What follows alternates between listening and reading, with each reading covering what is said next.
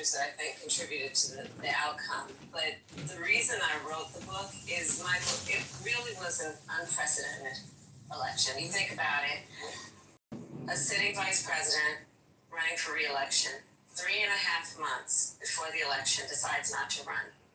The sitting vice president then takes up the mantle, running against a former president of the United States who had been running for 10 years with 107 days to go.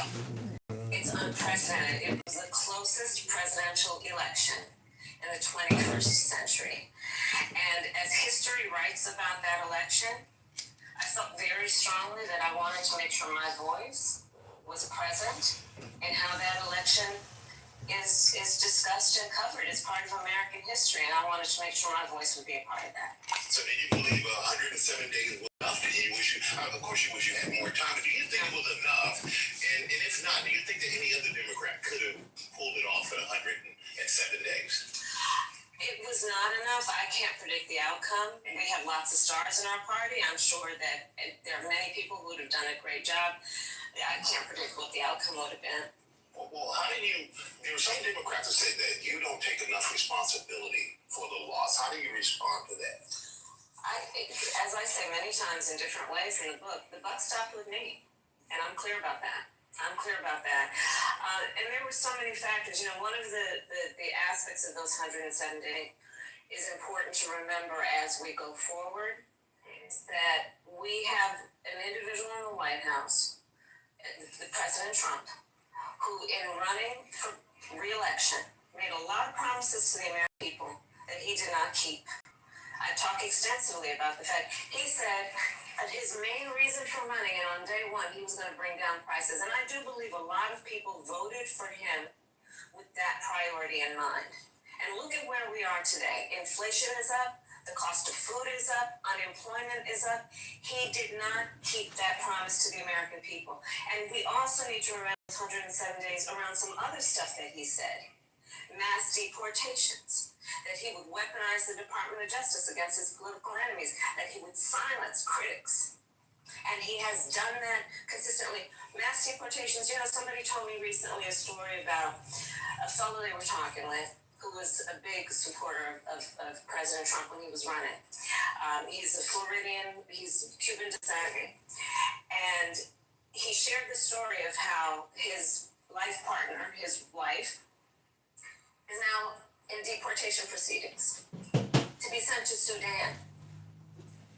And when asked, what happened? Why did you have so much support for him? He said, well, I believe what he said, that he was going to only go after criminals.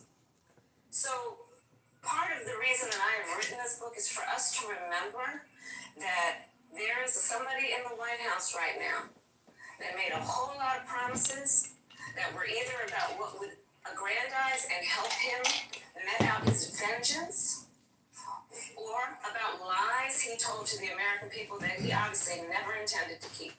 And let's talk about somebody who was in the White House with you. Yeah. President Biden, I'm saying he believed that he insists that he would have won the race. So when you hear him say that, how does that make you feel?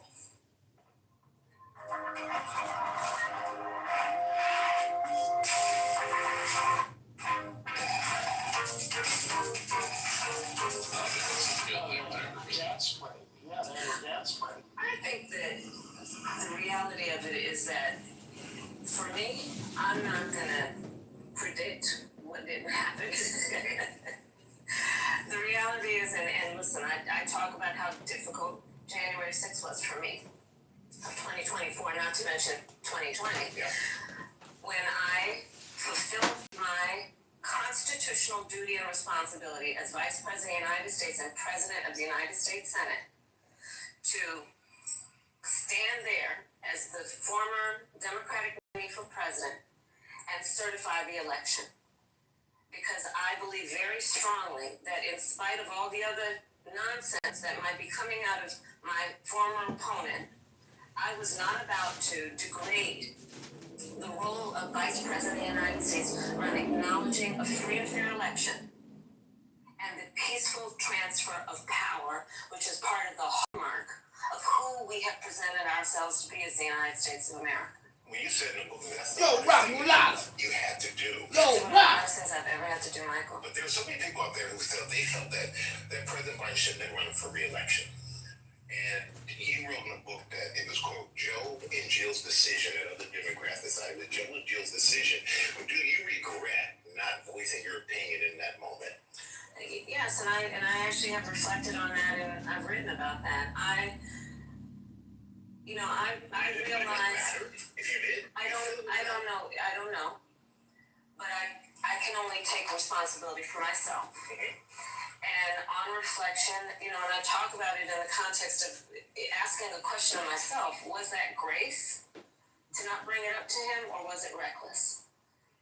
And on my part, I do reflect on that and feel that it was a recklessness about not raising it with him. I talk about what was going through my head, right? And what was going through my head to not bring it up was that it would come off as being very self-serving and therefore maybe lack the credibility that it deserved.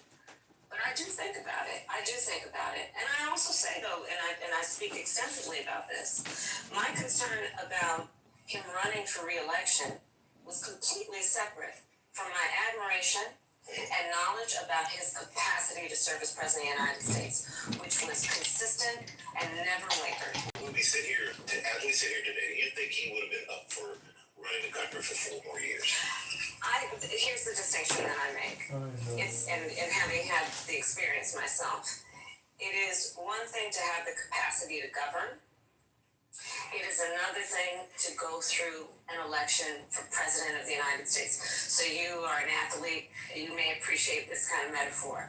Running for President of the United States is like being in a marathon at a sprinter's pace with people throwing tomatoes at you every step you take. It is not for the lighthearted. It takes an incredible amount of endurance and stamina.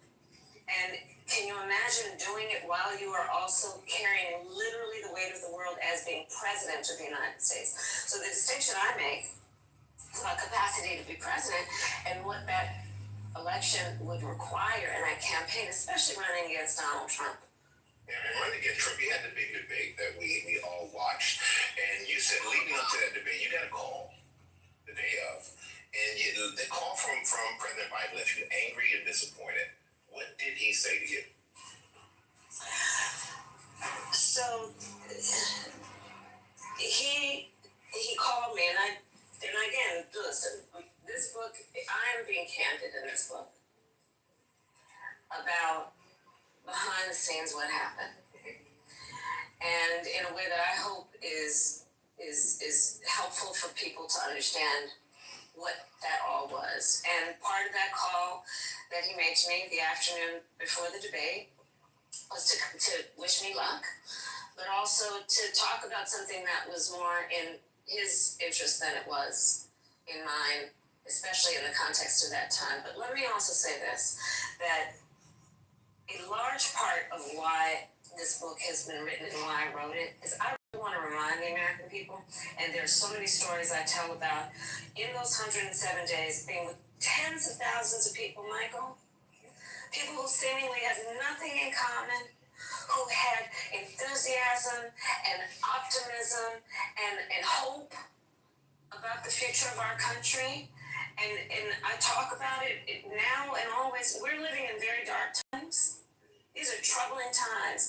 And I hope and I pray that when people read this book, they will remember the light that they had that cannot be diminished by the outcome of one election or the existence of one individual. That light exists in all of us. And we have to see it in each other and let that propel us through these dark days. We see your passion for politics. We see your passion for the country. You ruled out that you run for governor of California. That's correct. Are you ruling out a run, or what would you? Are you ruling out a run for president in 2028? I'm not focused on that right now. I'm really not. I'm really excited about my book tour. I'm excited about being out and listening to folks. I think it's important to listen. Mm-hmm. And elevate people's voices. There's such when I'm out and about, I can't tell you the number of people that come up to me crying. Well, do you think that writing this book could have burned some bridges, though, that could help you politically? No, and that's not my intention, and I hope not. If you're talking about the chatter about who I talk about it, but we have nothing but stars as far as I'm concerned in the party, and I talk glowingly about who they are and what they are contributing. And frankly, I think that part of the problem that we have right now in terms of the punditry is to suggest that we are waiting for a messiah and the savior and the saving message, instead of saying that we actually have a lot of stars who are doing very good work, pushing back, but also talking about what we stand for. And I think it's time that we also recognize that that is counterproductive to keep saying who is the one instead of front of us how rich we are in terms of talent. And let's support that. All right, then support that. We'll see if people will be supporting you if you announce you're going to run in 2028. Oh my goodness. I just buy the book. Just buy the book. Well, President Kamala, thank you. Thank you so much for joining us. And yes, go out and buy the book. It is a great read. 107 Days is available now. It's been 3 weeks since Pierre did it. That was really good. It was okay. She definitely running. It was okay. She's not lying. Arthur, give me some depth. Y'all say Who said that she's definitely running? Yeah, she dodged that question She running the other direction, hopefully. Nah, she gonna run again in 2028. I ain't got no doubt. I hope she has better sense than that. I don't want to see her dragged for this. I don't want to see no woman running for president. I don't understand that black woman, that drop in tone. I'm not focused on that. That girl is not thinking about that. She done with y'all. Y'all played in her face. I agree. Niggas be thinking they still have the shit. Oh, she gonna be. No, she not. She not fooling with y'all. I don't know if she gonna win or not, but I think she definitely gonna put her hat in the race again. I hope she does not. I don't think so. That's his opinion. It's okay. She doesn't need. Let him. No, we not letting no more people She's a have it. great life man. Her cherry was already popped. She went. Seriously? Yeah, her cherry. Like, Not a virginity cherry. I'm saying that, I got you. she already Let me was say this. there. She didn't win. She's like, Let me say this because I definitely was one of the ones that was like, okay, I don't think she should have wrote the book, but like I also said, I feel it. don't make me read what you actually said today. You can read your message that you sent me. What is this stuff? I don't know what the fuck is going on with you tonight. But whatever it is, I need you to throw it in the trash. It wasn't. Excuse me, ma'am. Excuse me. Go lay down. Go take a nap. So, like I said, I was totally against her writing this book. But after listening to this message, because Mel sent it to me, and I sat and I listened, and I said, well, I always felt as though there was more context than what was being disseminated, right, amongst the airways, because I always know people always want to take your information, they're going to take what you say, they're going to spin it how they want to spin it. And, how she expressed herself today, I think some of the things that people have said in here today, she wanted to tell her side of the story. And that's what she did. She told her side of the story. I still have my own personal opinions when it comes down to it, when it comes down to the Democratic Party and how it might impact moving forward. But again, she spoke with decency and definitely did not put him down in any kind of way. I think she spoke from a politically correct mindset. Thank you for allowing me to share. First Lady, do you think that anything that she said, because you said, oh, now I've heard her side of the story, like there's like new information or like a revelation, do you think that anything that she said was new or surprising? No. It was just the way in how she answered the questions. So, for instance, do you think that he should have ran again? She said, listen, it takes a lot to run. It's one thing to already be the president and have that weight on your shoulders, but then to actually have to still be the president while everything is going crazy and haywire, and you're running against Donald Trump. On top of that, you know, being the president and running, you get tired. So to me, that was her way of saying like he's Tired and tired frustrated. and old, Come on. but not saying he's tired and old. If that makes sense. Does that make sense? Let's some revisionist essence. First Come on. thing. Like, do you remember how bad that first debate was? That dude was not even. Oh yeah, well the debate, but it wasn't. routinely The have debate is what got him out. She was. But what I will say. Was I not talking then? What's going on? Oh, I'm sorry. Did I didn't even get to a comma, let alone a period. My God. Oh, I thought that was Yeah. a period.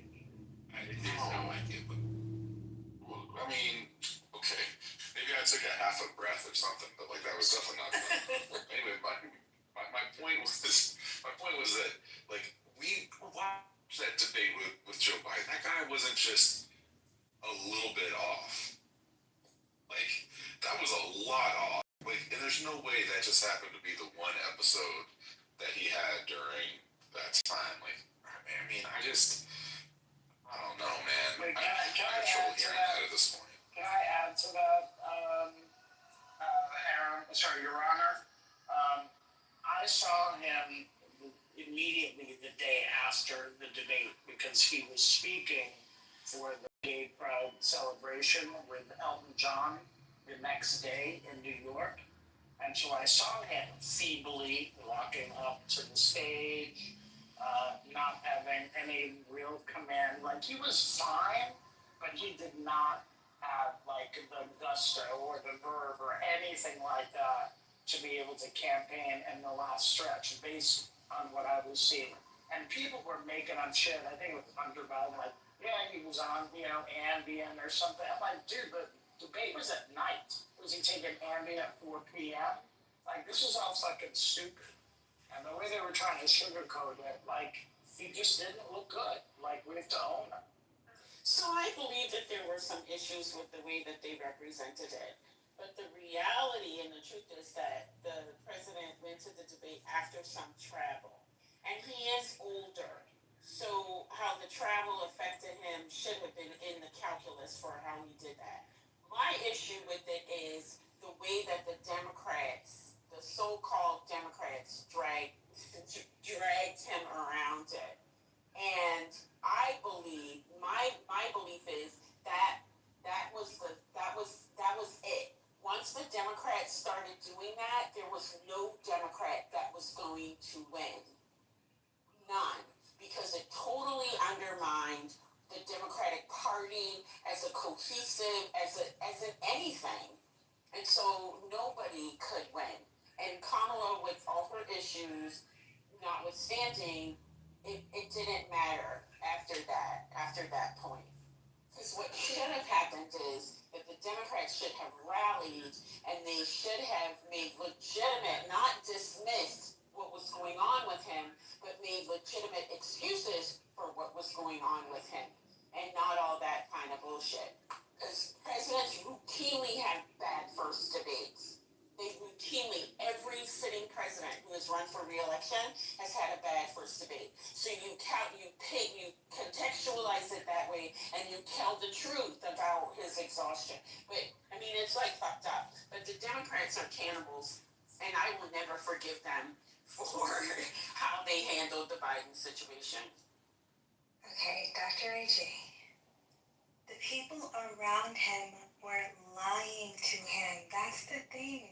I actually think that Joe Biden cares about the country enough that if people were honest with him about how bad the polling was, I mean, in I agree. the Tapper, in the Jake Tapper book, there's they recount, and I'm sure that this came directly from Pelosi because sometimes they're like Pelosi thought, right? And so we know that Pelosi is the source. Um, that she, that the dramatic scene of her going to him and saying, "This is what the polling is saying. They're saying you have a 5% chance here and a 20% chance here," and it was all new to him. You know, like, I think if he had really known before that fateful weekend in July that he would have dropped out of the race, but they were telling him that he could win, and he couldn't have. Yeah, I believe you on that, Kimberly, and I have no argument with that because that's the way that you handle things. You handle them in private, behind closed doors, and you don't you don't do things that humiliate a person. That's my only thing. I don't disagree with that. And I put a note in the chat that said, when Kamala was saying all her shit, I'm like, yeah, but you should have gone to him. If you had gone to him at an earlier point and laid these things out, then a primary could have been had or something could have been arranged at the convention. It could have been a little different, even if it was 30 days, 60 days before. So I don't disagree with you, Kimberly. I don't disagree. I think that's where I am. I'm listening to her and I love her down, like Kamala Stan, and I'm just like, I'm not. I mean, yes, she should have a voice. It was her experience, write a book and all that. But I'm just really thinking about like winning and the harm things do, and like just jumping on board and getting, what did they say, getting on code, which it seems the other side does much better. And I think that airing these things out publicly, while they may be true, like I just don't know if it's helpful right now. Like, can we just wait till we get some power back to start talking about our counterparts already? I agree.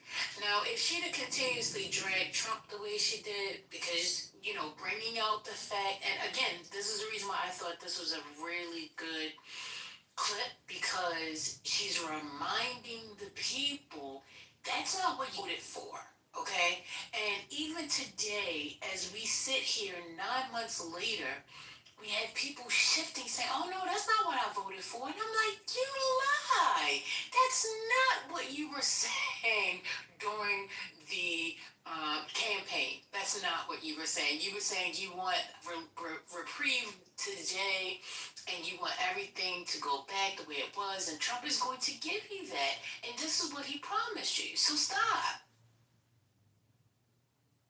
Yeah, we're also forgetting the run up to that debate. So the conservatives all day, every day, were saying that this man is half dead. They called him Sleepy Joe. They said that he had some type of brain event. I'm not exactly sure. They highlighted every stumble. They used propaganda in terms of like pictures to make it look like he was this doddering old man who was sundowning.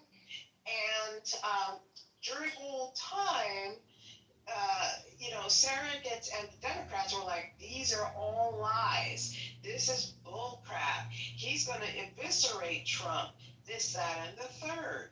So when the shock of what happened at the debate happened, a lot of people were in terror, myself included. Now, I was going to vote blue no matter what. He could have been comatose. I was going to vote for him.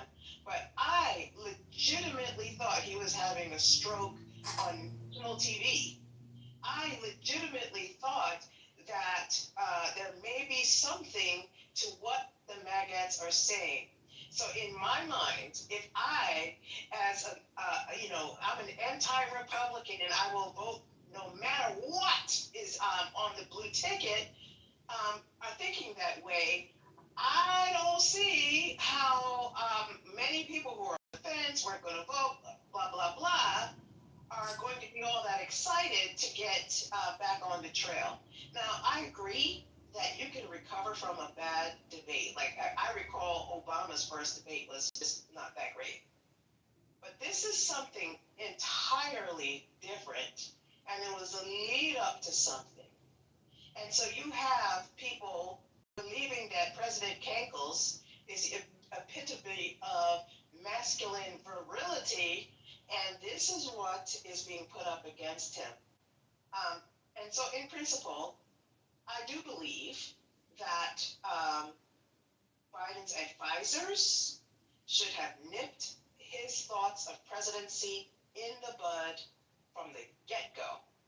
But hindsight is 2020. It's 2020. I think Biden was a tremendous president, but I also believe that he is a peacetime president. He has no fight. He didn't have what it took to stab the enemy in the political jugular. And that's a fact, and that's what needed to happen. I'm done. I agree. Yeah, the other thing is Biden, he went back on his promise because he had promised that he only intended to be a one-term president, and that he saw himself as a transitional figure. And that was the whole justification for even choosing Kamala Harris as the running mate, right? This idea of this new, more diverse generation of leadership. So he went back on that promise, but also if it had been sincere from the beginning, I think that they would have had, well, he said this, talking to me about how do y'all know this, but he had said he was going to be a transitional figure when he was running when he was doing the primary in 2019, because initially it didn't look like he was doing that well in the primary, and that was kind of his sales pitch. But the way that Kamala Harris was kind of sidelined as a VP, or not really brought in as much as she should have, if indeed he was planning to transition it all along. I want to say one thing just about Biden. Yes. And I said this on the app at the time. I saw him speak in April of that year, and I went in there expecting to see the man who showed up on the debate stage, and he actually was good. He was good, actually good. And so when that debate happened, I actually thought he was going to kick Trump's ass. I really did. Because I saw him, he moved around like an old man. He had that kind of stiff lumbar kind of thing going on. But other than that, he was interacting with the crowd. He was effective. He was playful. He was actually pretty good. I was impressed. So I do think that there's some ability for other people to have had that kind of experience in terms of the people who saw him infrequently. And I do think that there's some people who earnestly felt kind of seems like he's okay, a little, stumbly as an old man, but outside of that, okay. So I just wanted to throw that out there.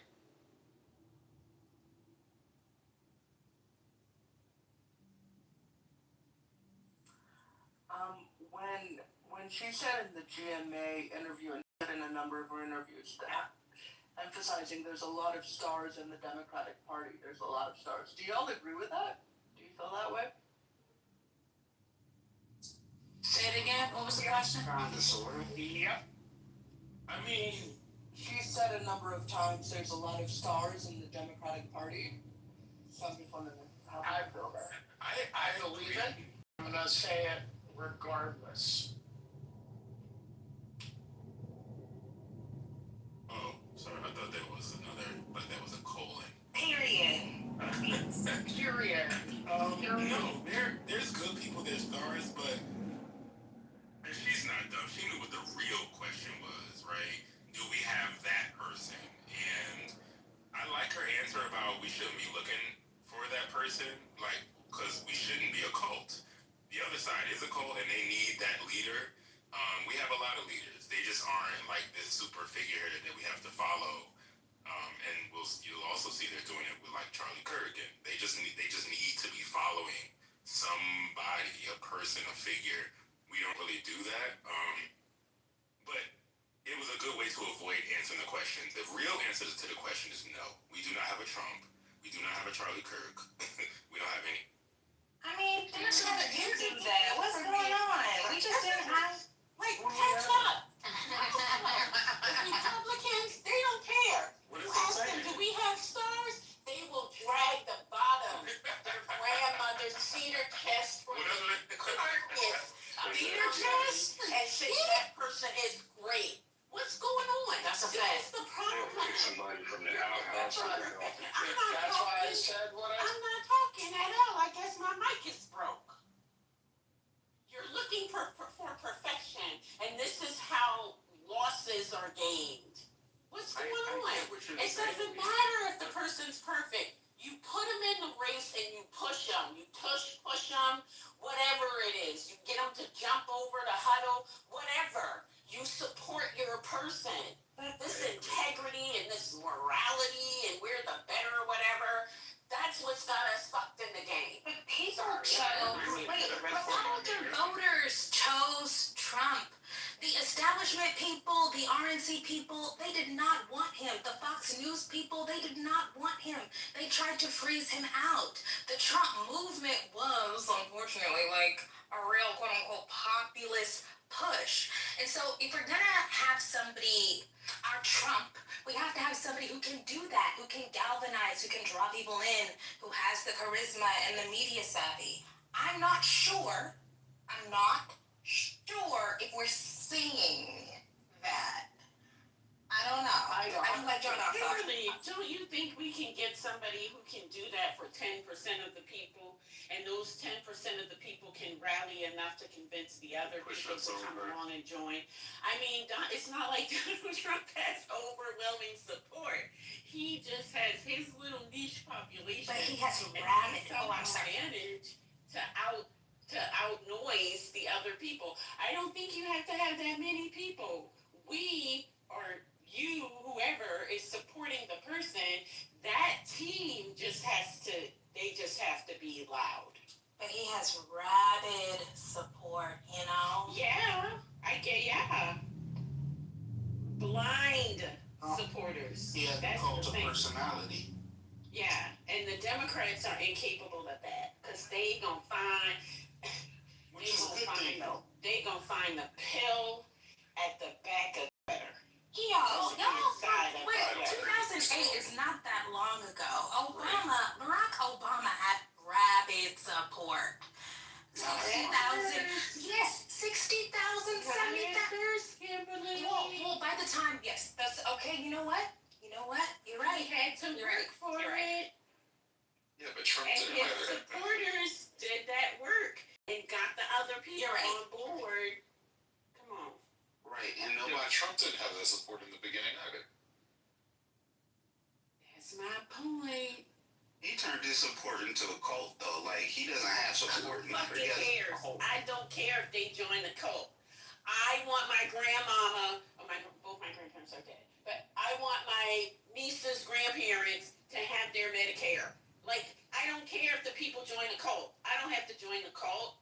I want Medicare. I want these young children who are disabled and who have intellectual disabilities to have the support that they need in the schools. That's what I want. I want these women that are out here trying to raise their families. They're decent, hardworking women. I want them to have support. I want them to know that if I only make $250 this month, a check for $350 is in the mail, and I can feed my kids, I can pay my bills, and I can clothe them.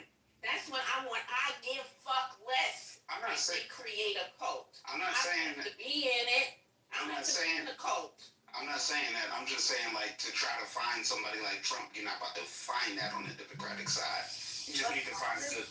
We don't need it. We don't want it. Yeah, that's what I'm saying too. Like, we don't need that.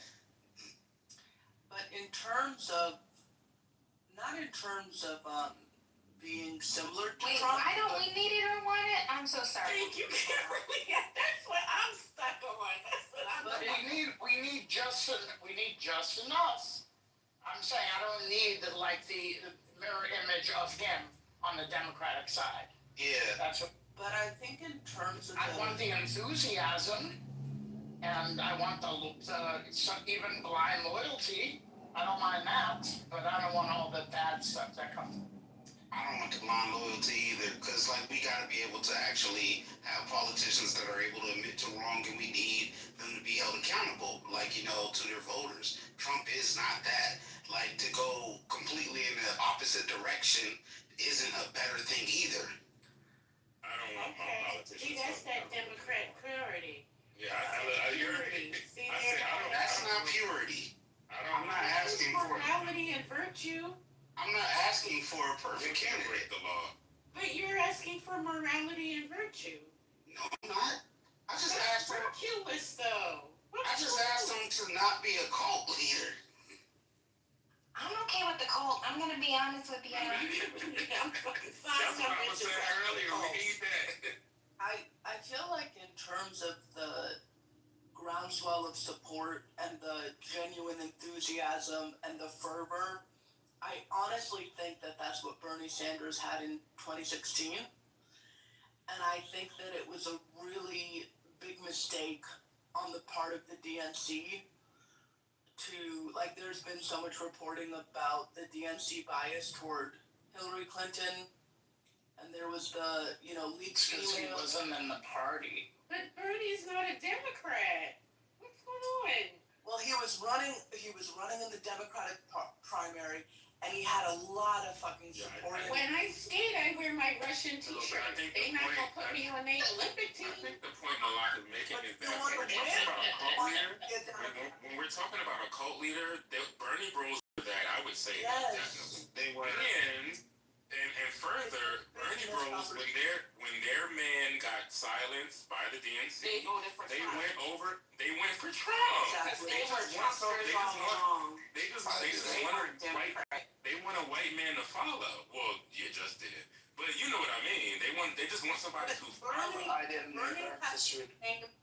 He had that same kind of energy of the system is fucking you and the system needs to change it. Whatever that thing is. That's called that populism. Hello? Exactly. That gets people riled up, that they can believe in, that they feel like they want to go out and vote, and they had that. And then they did so many things, the DNC, to their way to push Hillary Clinton instead of going with the people. And I think that was a big mistake. Well, I don't know. Okay, wait a second. Okay, so Bernie has a rabid support for sure. I'm getting caught up when you say instead of going with the people. I believe that Democrats want to vote for Democrats. I understand that Democratic Party ID has waned significantly, dropped significantly since 2016. Yeah. But when I think about Democrats, people, honestly, I'm talking about Negresses, okay? There is a hump. They would have voted for Bernie for sure, but I do think that it would have been tough to sell to those people that, we're gonna go with this person who don't really even care about the party like that. I hear you, but I think Say it all for me, let me try this. What's the purpose going on? For me, from what I see, the way that Democrats win is on turnout. If they can get the voter turnout that they need, they win. If they don't get the voter turnout that they need and people stay home or whatever, they lose. So if you're thinking about who is going to be able to get the most people out to vote, in the context of 2016, I think that was Bernie. Bernie wasn't gonna get black women out. No, he was I not don't know gonna what get is black going on. women out there. That's crazy. No black women was rallying for Bernie. He did not move black women, and he didn't care about black women. And Let's if be he honest. didn't get black women, he wasn't gonna win. So I don't know with this preoccupation. I don't know with this. Just because he had a black woman, just because he had a black woman on his team does not mean he was gonna get the black vote. Yeah, the black women. Simone Sanders was. Simone Sanders, I remember getting emails from Simone Sanders because she was his press secretary. Crazy times.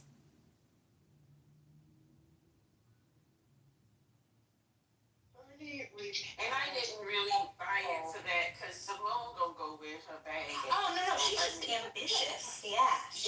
Yeah. She don't go where her bag at, so that wasn't an endorsement for me. But yeah, Bernie repelled black people when he didn't have to. Exactly. I have no idea, like, why. And you know what? I began to believe, and I could be wrong, but I began to believe that he is playing into racism as a strategy.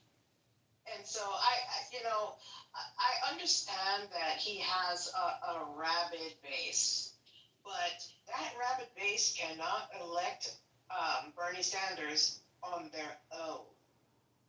And the very fact that a sizable number of them would defect to Donald Trump tells me that really that's not our candidate. It's not. Y'all watching that? Who the hell Yeah, I is see that. CNBC? Yeah, What's going on in the chat? Let me see. What's happening? them Bernie Bros pages were hell back in the. They want attention, and we're about to give it to them, but they could just Stay focused. Well, I just asked if security is here. That whole thing, and like all the Bernie Bros. Oh, so I'm not security. Security. Let me say this: I didn't like Bernie or Hillary at the time, so I mean, Miss Lady, I don't want you at the door. I'm gonna sit down. So let me just say this: I wasn't for Bernie or Hillary. I was extremely disappointed in that election cycle. But the claim that there was like a ton of Bernie Bros switched over to Trump just isn't borne out by the facts. You can look this up; it's been debunked a lot of times. It's not like substantially more than like other switches that happen between other candidates, like the Hillary voters not voting for Obama, for example. But you can look that up. I do think that there is a lot to be said for candidates who really have like the courage of their convictions generally performing better. There was a study that was done recently. I'd have to look it up, but I'm outside right now. But basically, it showed that there's like a 1.2%, if I remember right, bump for being more centrist, but there's actually a larger bump for being like more of a charismatic candidate. Like, admittedly, this is perfectly scientific. Like, how do you measure charisma? Is a question that I had when I was reading this. But having the courage of your convictions is a trap. And Democrats have run a lot of people who did not do a good job of showing that they had the courage of their convictions far too often in my lifetime. How they had people like that, and it just doesn't work. And especially now, when there's the opportunity to go so much deeper, and people expect you to do like a long form interview and this kind of stuff. You can't just say the same thing over and over and over again and win. They need to learn that lesson. I think a lot of the Democrats have some of the more impressive ones, and I think that you can have either like a more progressive take on something, like say a Mike Levin, who won in Orange County, even though he's like very green. You can win in a place like Orange County as long as you still have the courage of your convictions more broadly. And so I just like we need people with more charisma in that regard. It will work, even if they're like maybe to my rate. That's okay, but at least believe what you believe. How do you feel about Zohan over in New York? He's a good example of someone who has the courage of their convictions, and it's sexy. So he's probably going to win because of it. No, I think it was going to win. This is nuts. So wait a minute, hold up. So let me ask you. So do you think that Bernie would have won with the Trump election? No. Okay. Can I tell you why? Because nobody's going to say it, but I can say it. Apart from the fact that he is a self-described Democratic socialist, which he didn't have the chance to get beat up in the general election because people don't understand what that actually is, which is not that scary, by the way, which is what New Yorkers are figuring out with Zohan. But number two, because nobody wants to say it, he's a Jew. Right. I knew And you were America's not gonna, yeah, exactly. And I'm sorry, And it's number just three. America's not doing that. Number 3, he anti-black. Number 3. Oh, shut up. Yeah, that's fine. That's legit. I didn't know that. I'm just saying. Well, I'm just saying she makes a fair point. I just think the Jewish things have not started. That's why I don't like, even the talk of like, oh, Josh Shapiro should run. It's a non-starter for people. I don't think people understand how much of a non-starter it is. I don't know. I like John Ossoff a lot. He may be able to sneak by because he's from Georgia. Yeah, I was gonna say he might get a hall pass because he's a Southern Jew. Yeah, he might get a hall pass. Not a son. Oh. Yeah, he's Southern. He's from the South. But that makes a difference because you're Oh, from yeah, I think so. In Oh. the national politics, I would think. But are we still on that to the point where, as in, given the current climate, people would still be like against voting for a Jewish man? Now more than ever, I'd say. Oh, sorry. Go ahead. No, I'm talking about Purse. Well, so many people talked about the fact that Kamala Harris was even married to a Jewish man, so.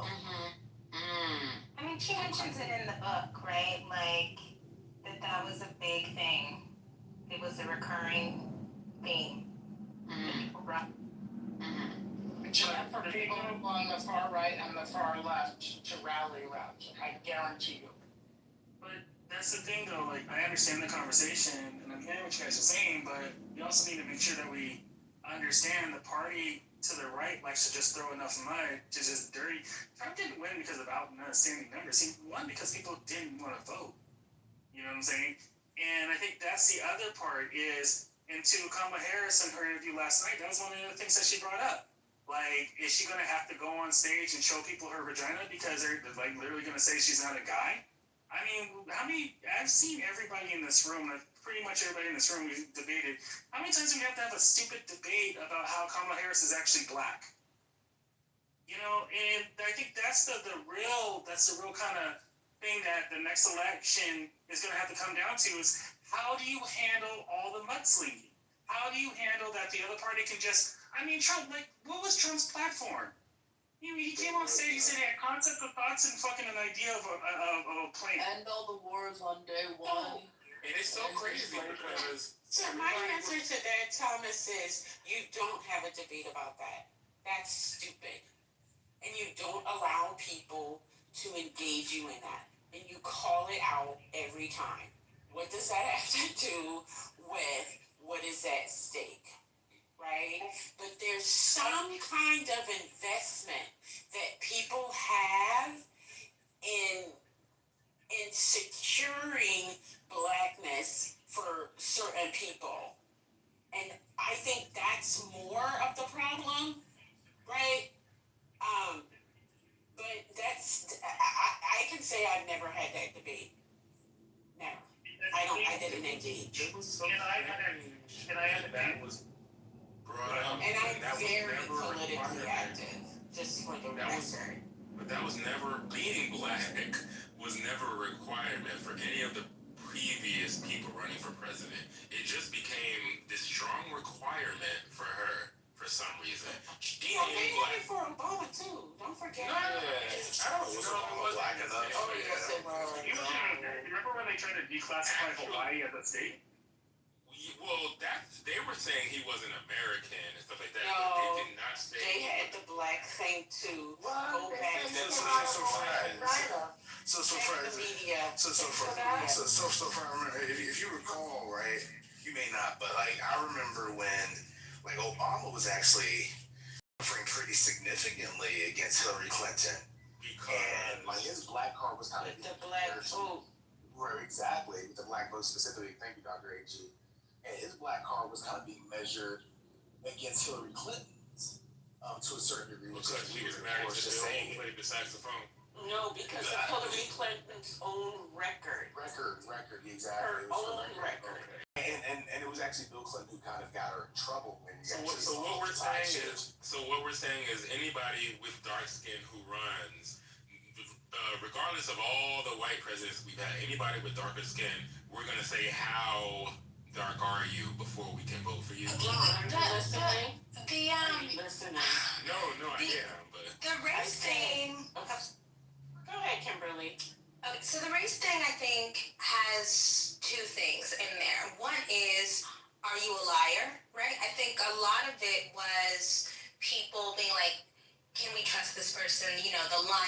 Democrats. She's just a lying, conniving, whatever. There's that, and of course that's tied to misogyny. Because Trump is trustworthy. Right. That's the thing, right? But there's already this thing about the Democrats. The Democrats, all they do is lie, and then there's women lie, and they manipulate. Okay, but then the other thing is there is this racial identity post first Black president. I think takes on a new meaning, and we get this ADOS thing. We get this FBA thing, where people are much more. I always use the word provincial, right? They are much more like, this is mine. Don't try to, you can't take this from me. You're trying to steal my identity from me. And I think a part of that is social media and the internet. And so Kamala is like in the center of this swirl of cultural shit. And there's so many things in that tornado. It was going to be so hard for her to get out of it. You know, people already were like, we had a Black president and he didn't do anything for me. Mm-hmm. And then we have misogyny, and then we have FBA. It was too much. Yeah, I get that. And Kimberly, my thing was, when I said to Ron, are you listening?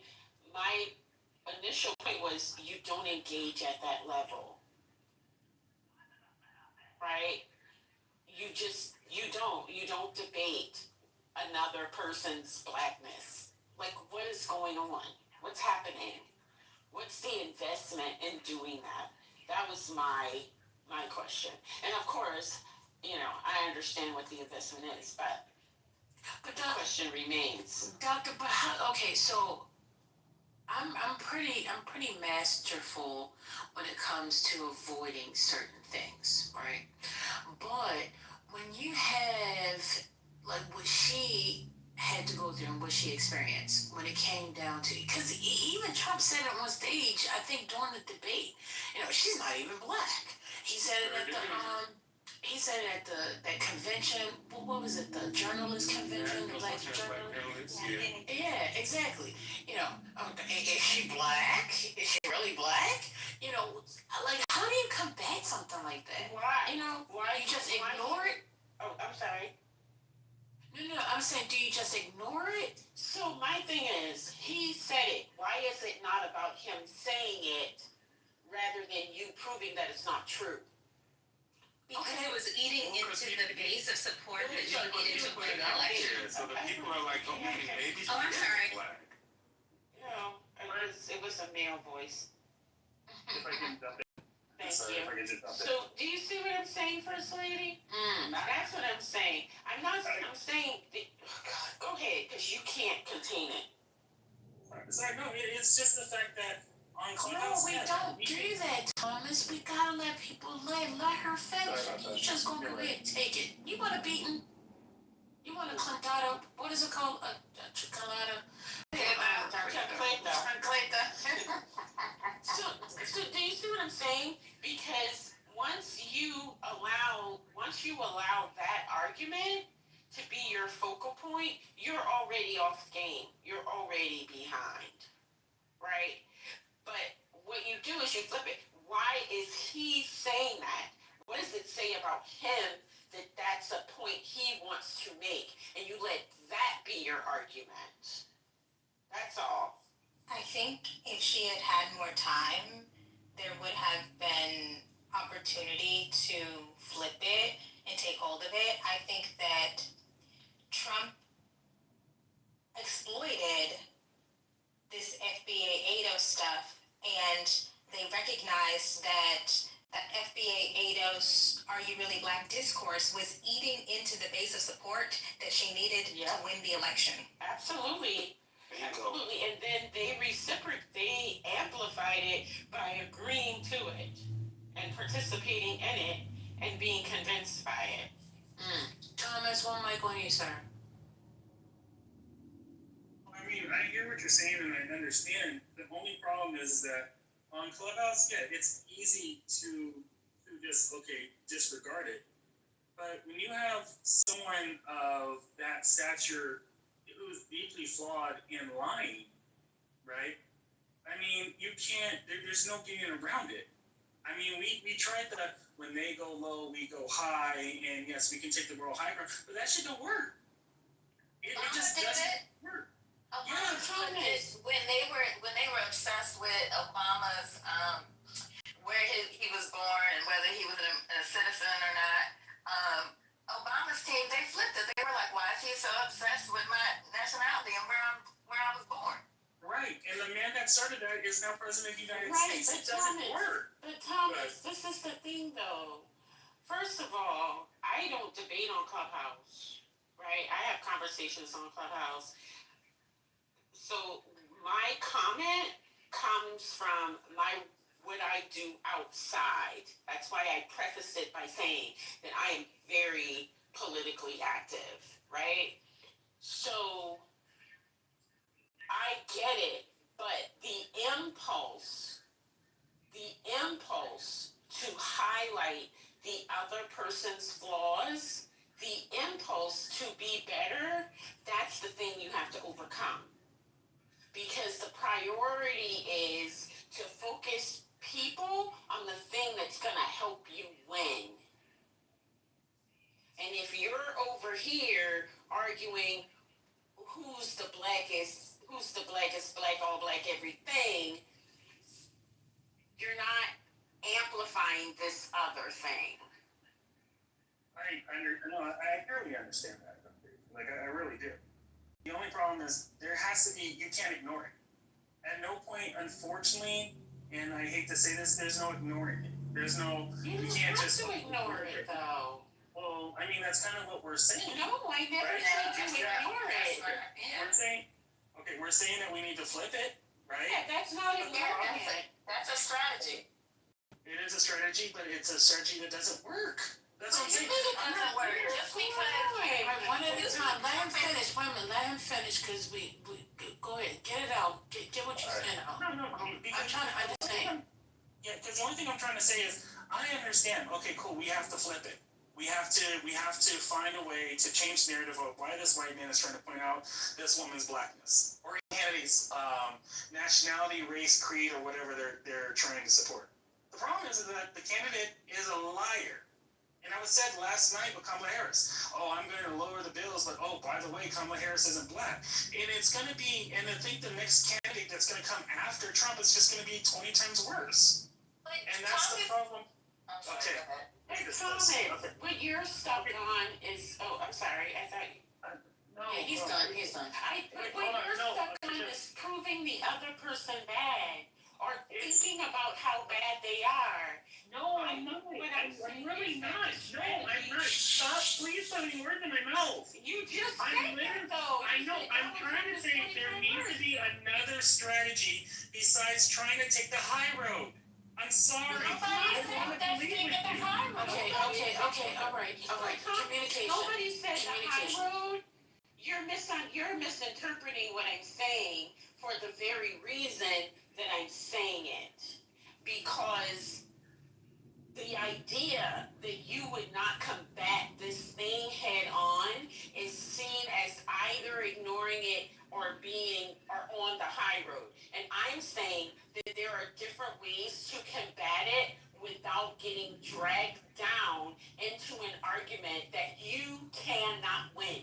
You can't win the argument on is this person black. You can't win that. There's no winning. So what you do is you leverage the question. What does the questioner, what is their investment in that? And how does that serve the country, right? So nobody's saying you ignore. Nobody's saying take the high road, right? It's just a different strategy for engaging around the larger issue that the question itself represents. Because you can't win. You're just going back and forth forever. That's all. Yeah, Thomas, you said that he's a liar. So it's a waste of resources to try to combat directly what he's saying if we're starting from the framework that he's a liar. It's futile. So you have to come up with a different strategy. All right, Malak wants to speak. But let me ask y'all this real quick. So are you saying, really what I like is examples, because maybe for, Thomas, I see Brooklyn saying, she definitely sees why Thomas is frustrated. Maybe because the way Dr. AG and Johnny's are structuring it, it's hard to get an idea of what that example could be. So if you ladies could give us like an example, okay, that was said. Now, what do? You're saying to do what? Like, give me an example. Is there an example that you can give? Well, I named what Obama did as an example, but Thomas jumped to Right, but we got Trump. Yes. Let's deal with the Trump person. It's always a two-prong approach. Just like earlier in the conversation, we were talking about how Kamala needed to respond, and I said you do a two-prong approach. She doesn't have to be the one that does the clapback. Okay. You designate, you delegate. You have surrogates that do that. Like the principal doesn't have to be the one that matches the same energy. She just has to focus on what her strategy is. You have other people that do that. It's all you don't have just one course of action, and your action doesn't have to be a reaction. I think that's where we get into problems when we're trying to triage everything. And it's simple, right? He's over here trying to get y'all to figure out if I'm black. I'm over here trying to keep your companies in the black. What do you want to do? That's what I'm talking about. No, that is bars. You just move it, but pivot. You use that. That's good. That's good. I like that. But this You is have to be strategically savvy. Yeah, I agree. for sure. I'm sorry. I am just so excited. The difficulty is that she inherited these campaign people. And these campaign people, who are also on my ship, they were prepared to construct a campaign for an 80-something-year-old white man from Delaware. They weren't prepared to construct a campaign, meaning messaging, counter-messaging, op-ed research for a Jamaican and Indian woman from California. And so if there were competent strategists, media messengers, then that probably could have happened. It's not happening with Jen O'Malley Dillon as the campaign manager. Like, they just didn't know what to do with her. Yeah, I just wanted to say, the other thing about it was, like, and it was genius when Trump did it with the, you're not even really black, that was a criticism coming from technically Kamala's side with the ADOS and the FBA people. So, like, it's kind of hard to defend because now you're catching it from one side, but it's honestly a criticism that he just co-opted from your own people. Like, that makes it difficult to combat. Well, they could have easily anticipated it. I'm sorry. Like, the issue is that anybody who is even vaguely familiar with the internet or these conversations could have seen that coming from a mile away. You don't see it coming from a mile away. I already said why you wouldn't see it. But yes, they just weren't prepared with adequate messaging. And she's a woman, right? Like, I'm sorry, my last thing is, it's difficult to compare Harris to Obama because men can do things that women can't do. I came away from this book liking Harris a lot more with the better understanding of all of the landmines that she was trying to navigate. You want to be strong, but women succeed on the national stage when they are seen as a connector. What was the word? There's like a word for it. You have to be a unifier. You can't be on the attack. You have to be conciliatory, right? Bringing people together. So when you're getting all of these nasty attacks and you don't have infrastructure to counter message effectively, you're just out there. She's just out there, just getting pummeled. Okay. I was gonna say Mike Donilon deserves to be on your list of Oh, Your Honor, Mike Donilon, Anita Dunn, all of those people.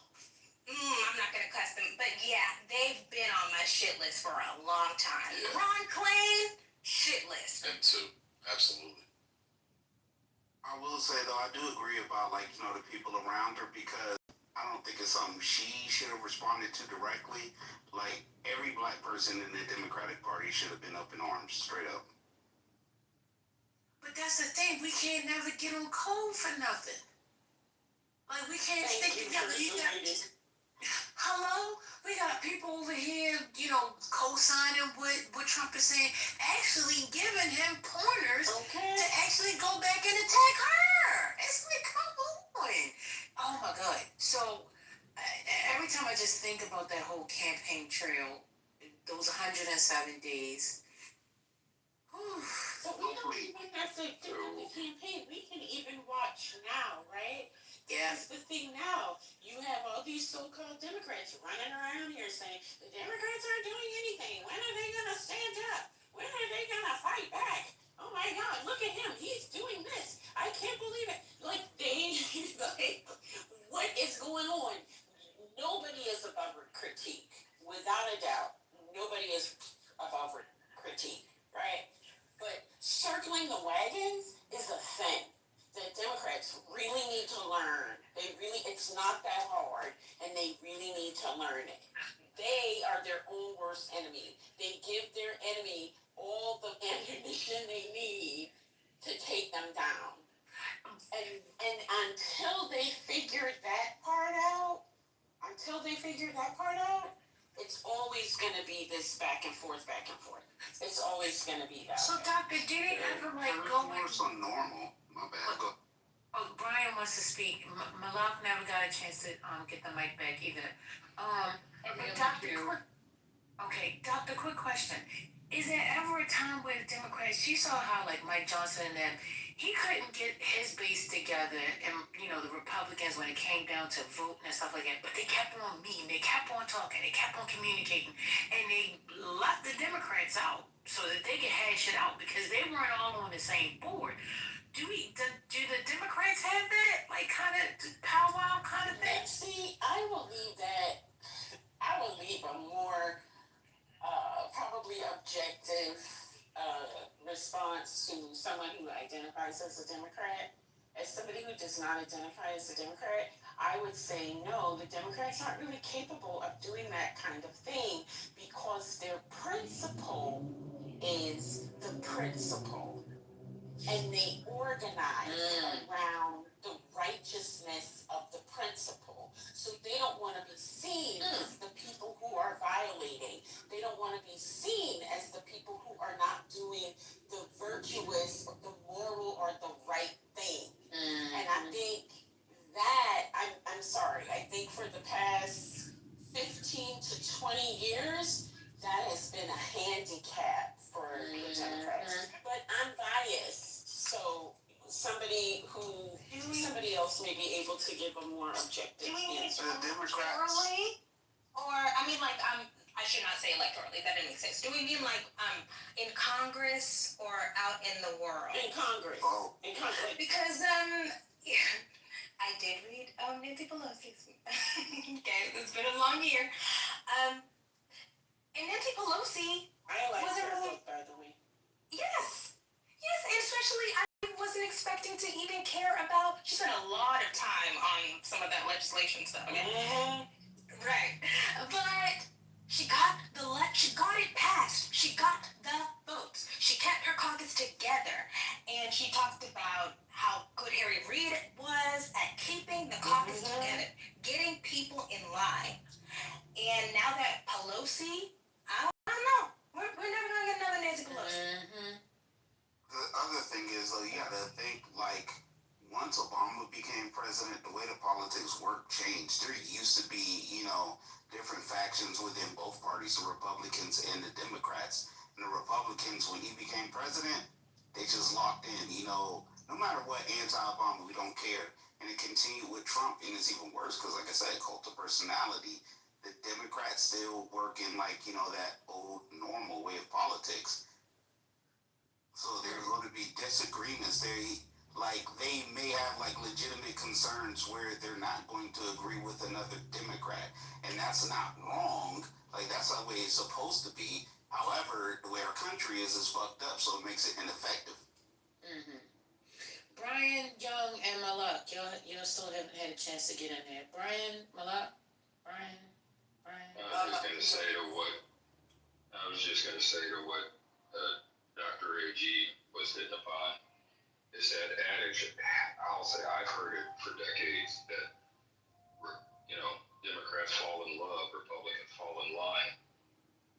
I've read a lot of Bob Woodward's books, over the Orange one's first, time in office, and I continue to plug his audio book, The Trump Tapes, and it's his interviews with him throughout his first administration and how it's not just him, but some of the people around him, and he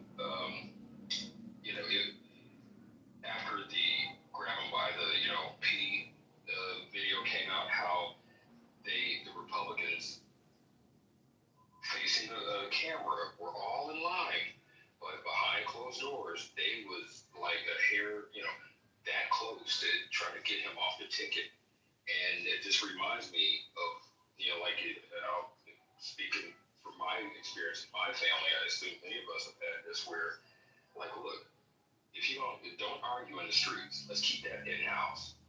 Look, they are consistent with a united front, even though they don't like the people that are in their team, but they continue to have a united front. But behind closed doors, they panicking. They trying to do what they can to get the ones that they know are damaging to them out of the way, off the ticket, out of the party. But then, I don't like using either absolutes or generalizing all of us.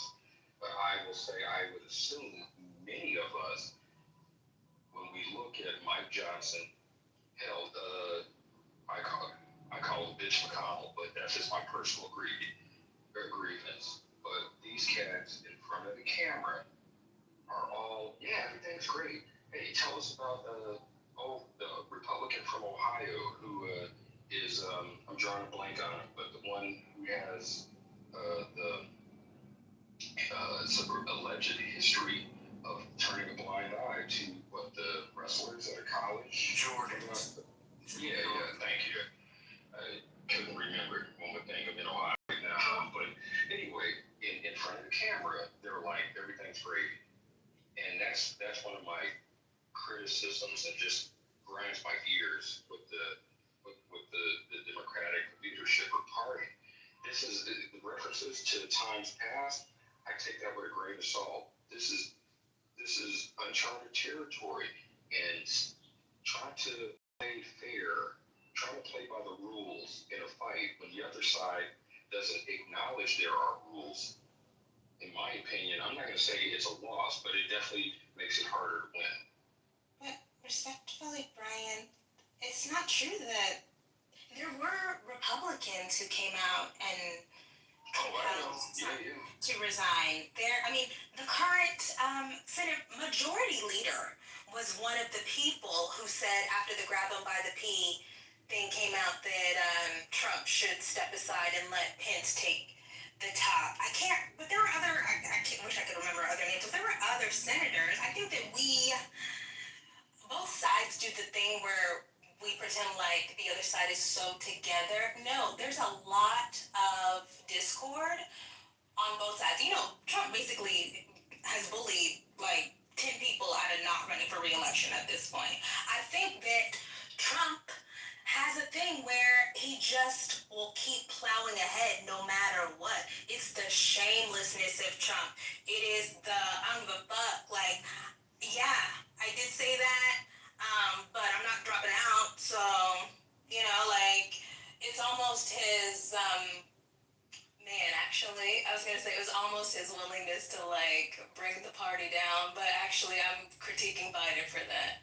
But like Trump could pull it off though. Like he knew he had the support. Oh, that's the big difference between Trump and Biden. Trump had the people. Biden knew by the summer of 2024, or the Biden people knew, I don't know if Biden knew, that they did not have the people. They did not have the average Democratic Party voter anymore. And I acknowledge, yeah, there were, forgive me if I didn't like speak on that more vocally. Yeah, I acknowledge during his first term, the orange one, there were people, there were Republicans who were like, yo, but I think you said it better. He's a bully. And it's like, he doesn't take no for an answer, which is obvious by how many sexual assault, convictions against him.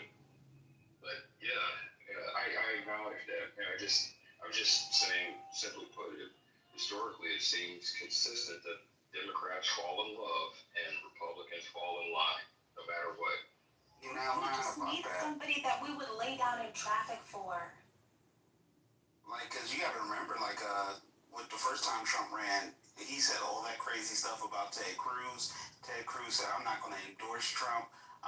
He went up right before the national convention and said, vote what your heart believe, all this stuff. And then, like, shortly before the election, he goes and he's like, you know what? Trump had a good list of candidates for, the Supreme Court, and he fell in line. A lot of them, pay that lip service all the way up until, the actual point of where you gotta put that, where the rubber meets the road, and then they'll back down with them. That's a fact. Well, the thing is that why are we acting like it's a magical thing here? The problem is that when you have propaganda supporting or saying all the nonsensical shit that you're saying and spewing, there's some point where the fact is the power is the people, right? Because those same senators that you were talking about, Kimberly, that didn't want to vote for Jim Jeffers to be Speaker of the House, those same senators got all death threats. And all of a sudden they wanted to stand locked behind Trump, And I think that's the real essence here, is because of the fact that you have someone that spews this nonsensical crap, and then suddenly all these people want to talk lock. It's the weirdest thing. When you talk to like a lot of Democrats, we have a lot of different ideas about what we should do. But you talk to a Trumpian, their all ideas are exactly the same, which means that they only get it from one damn source, which is Trump. It's not magical. It's just that's the reason that Russia put in what I think the DOJ exposed that Russia was paying influencers $100,000 for spreading all the nonsensical BS. Yeah, Ben Johnson and Tim Pool. But the ability to do that is magic, though. Like I mean, we have to. Okay, look, I hate Donald Trump. I hate Donald. I know the FBI is listening. I hate Donald Trump. But there is something remarkable about his ability to bring all of these factions together. His ability to, on day one, be like, oh, we're going to invest in the American worker. And then he goes and says, oh no, corporate tax cut. And then next, labor rights. And then next, we're cutting the NLRB. And then everybody believes the shit. Because, he just has the ability to, go from place to place and say whatever people want to hear, and then they believe it. But that's a magic skill. We need a magician. We don't need a liar in the office, but hold on, because here's the thing. His ability to lie is his what we want to call magic skill, but the truth of the matter of fact is, a lot of it has just been bullshit talking points because he can point to a common enemy. It worked for Adolf Hitler. It worked for every other third party, every third dictator, and it's working for him now. Oh, I'm sorry, your bills are too high. It's because of all these illegal immigrants coming across the border. I'm sorry that your gas is expensive. It's because of all these illegal immigrants. Whatever your problem is, insert X. Right. And it's one of those experts, whatever your problem is, insert X, and then all of a sudden, here, I'm going to be your, what did he say? I'm going to be your refuge. Whatever crap he pulled out. And the truth of the matter of fact, there's nothing magical about hate. It's just hate. This country was built off of hate. That's It was a built good off the point. backs of our forefathers. And it was built off the backs of our relatives. That's why they want to erase our fucking history and tell us slavery happened 8,000 years ago. Even though I have pictures of my grandfather in bondage. It disgusts me every time. But there's nothing magical about hate. It's just fucking hate. Call it for what it is. We don't need another liar to represent the Democratic Party to tell us that, hey, you know what, we're going to make all your bills magically go away. But there's something that we have to do to combat it. And I'm sorry What if I'm about after a the right. finesser? What if we say not a liar per se, but a finesser? Finesse is just a nicer way of saying no liar. You guys, I just think. Can I offer something? Okay. Let me offer something. The reason why Zoran will win and the reason why he won the Democratic primary in New York pretty handily, even though he was not 1, 2, 3, or 4 on my list, is because he had a very simple message. Apart from all the other buzz around him, that he marched with the, pro-Palestinian movement, between all the other stuff, all of his promises, free buses, grocery store, people don't actually give a shit about the grocery store thing, the city-owned grocery store.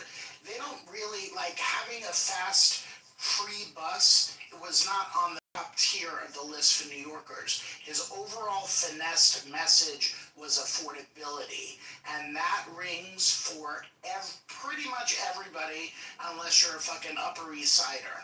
Like, that resonates. We need somebody who can do that message for America, where it can be, a generic overall message and not even get into like crazy specifics or whatever, because that's exactly what Trump did. I'm gonna make your life better. I'm gonna, lower shit. I'm gonna do whatever. We need somebody who can finesse all this shit and also have the amazing social media team and campaign team that Zoran has and had to win the Democratic primary, and why he will win the mayorship over fucking Cuomo, who is a name brand. He's up by about 20 points. It's insane. People should watch what he's doing, not the policies, but how he's doing it.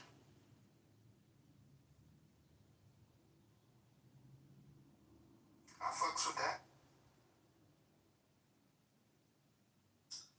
If you look at the link above, one of the things you'll see on the link above is, and you can decide whether you like the analysis or not, but according to Adam Bonica, who's a researcher at Stanford, the relative position of the Democratic Party's policies actually isn't as important as people think. In fact, what he actually found was that leaning to the lefts actually boosted turnout in most of these elections and made them more successful.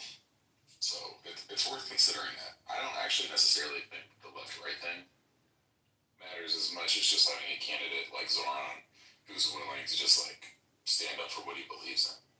I think you can be a centrist and do that. Although most of the centrists haven't been doing a very good job of doing that since Obama. I think that. But there is a way to win by just. Yeah, this is good. Thanks for sharing. I'm with Scotty. You need a jingle and a question. What if we had this? What if I could do this? It's like Roosevelt, These are the 4 freedoms. We can tell you how he was gonna get it for you. You need a jingle. My Baloney has her first name, like that, Something people catchy, people remember it. They associate it with you. Yeah. I'm just wild about Harry. I like Ike. I like Ike. 1 year one for JFK. Wait a minute. What's up? Y'all telling some nursing rhymes I ain't never heard of. What's going on? You 86 years old. I'm 87, get it right. Did somebody just call me stupid? No, that was Bill Clinton's thing in '92. Stupid, yeah. That was Carville, I believe, who got that. Yeah, so what happened to the tricky comebacks, to the slick talkbacks? What happened to that? I don't know. I feel like They gotta get better people. The people, some of those politicos, they're too invested in the formula. and you gotta get people who can, But there's something to read the consider. formula. So is it because they're more experienced, and I'm trying to stay away from the word, but outdated? Perhaps old?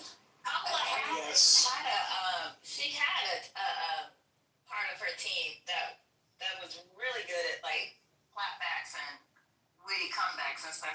Really gets people energized. They just weren't given the latitude and the leeway. Like they didn't really let them do their thing until like the convention, which was kind of late. Like I put it in the chat. If you all watched the convention, they were like really good at trolling the Republicans. Does anybody remember like the signage, the spectaculars they put on the buildings across from Trump Tower? Mm-hmm. Yeah. No, I don't remember. Wait. Yeah, like, cause he was one of them was like I can't remember exactly what it was, but Trump was always obsessed with the size of the audience and the crowd. So they had like this huge like lifestyle. It was like a projection onto a building that was right across from Trump's hotel that said something about the size matters or something like that. But it was witty what they said, but it was like a genius troll. They did that a couple of times, but they weren't allowed. Like it was like they just gave them little pet projects to do instead of like really letting them go and do what they could do. Remember when they were taking pictures of the audience crowd of when Trump was at the audience and he couldn't even fill up the upper room, the upper seating, and then all of a sudden Kamala Harris, and it was like literally standing room only. And they used to just post pictures that used to just piss him off to no end. I remember that part, John. That shit was hilarious. I can't remember who it was. One of the speakers made a dick joke. I can't remember who it was. Oh my God. Alright, can I also mention also what is happening in New York when you're seeing the campaign right in front of you?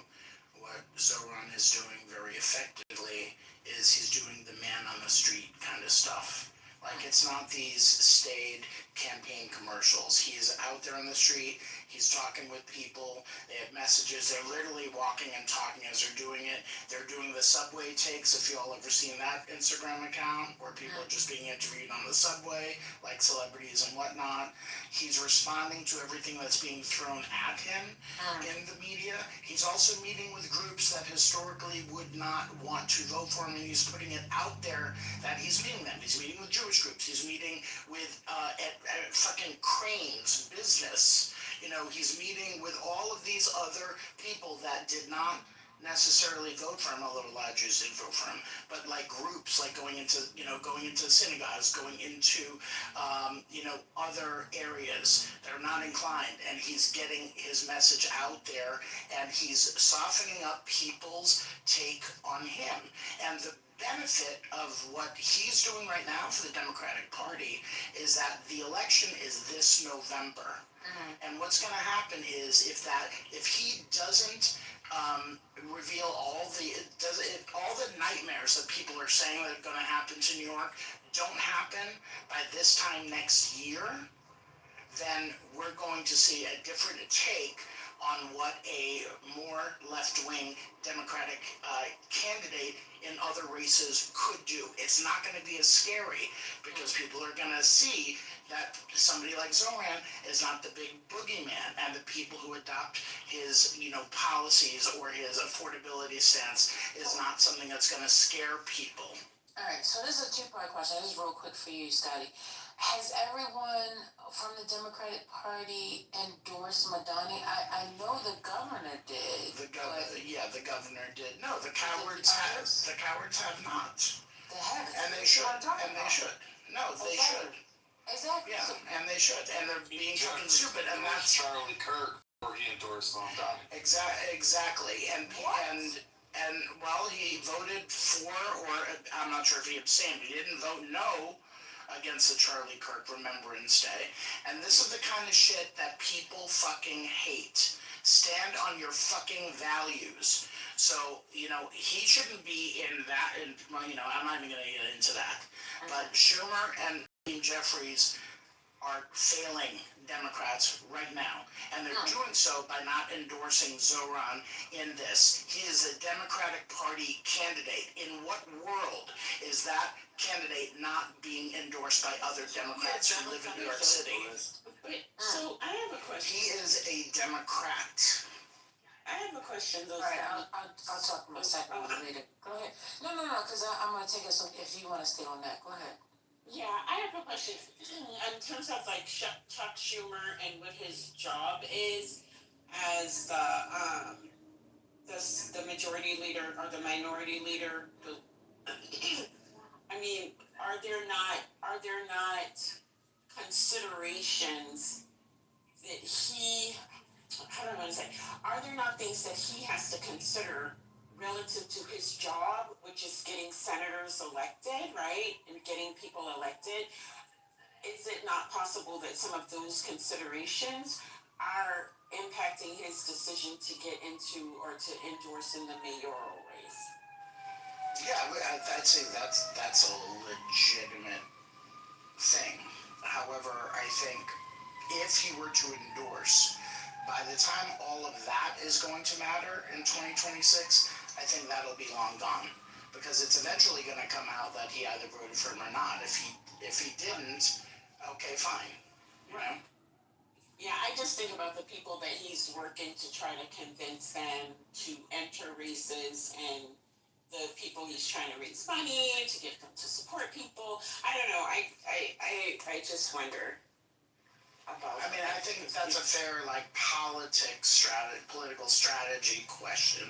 I don't know if it's the same for Hakeem Jeffries though. I just don't. I don't understand it. Mm. I get it.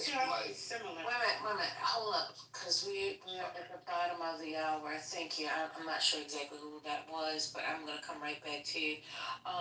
As we approach the top of the hour, I just want to say hello to a couple people. Hey, No Carbs. Hey, Ari Boo. Let me see. I asked those questions for a specific reason because, right? Kimberly had mentioned something very, very important in regards to when Kamala was running, right? And if we don't have the strategic people that's supposed to be the strategists behind, if they're going to sit there and sabotage their own candidate, like what hope does the Democrats have? Like seriously, why would you continuously? Because I think, if I'm not mistaken, what was also in the book, and Kimberly, feel free to correct me, but she was explaining how whenever she would seem like she was shining too much, the people that are supposed to help the candidacy move forward, they would say, oh, well, she felt as though they would say, okay, well, she's shining too much.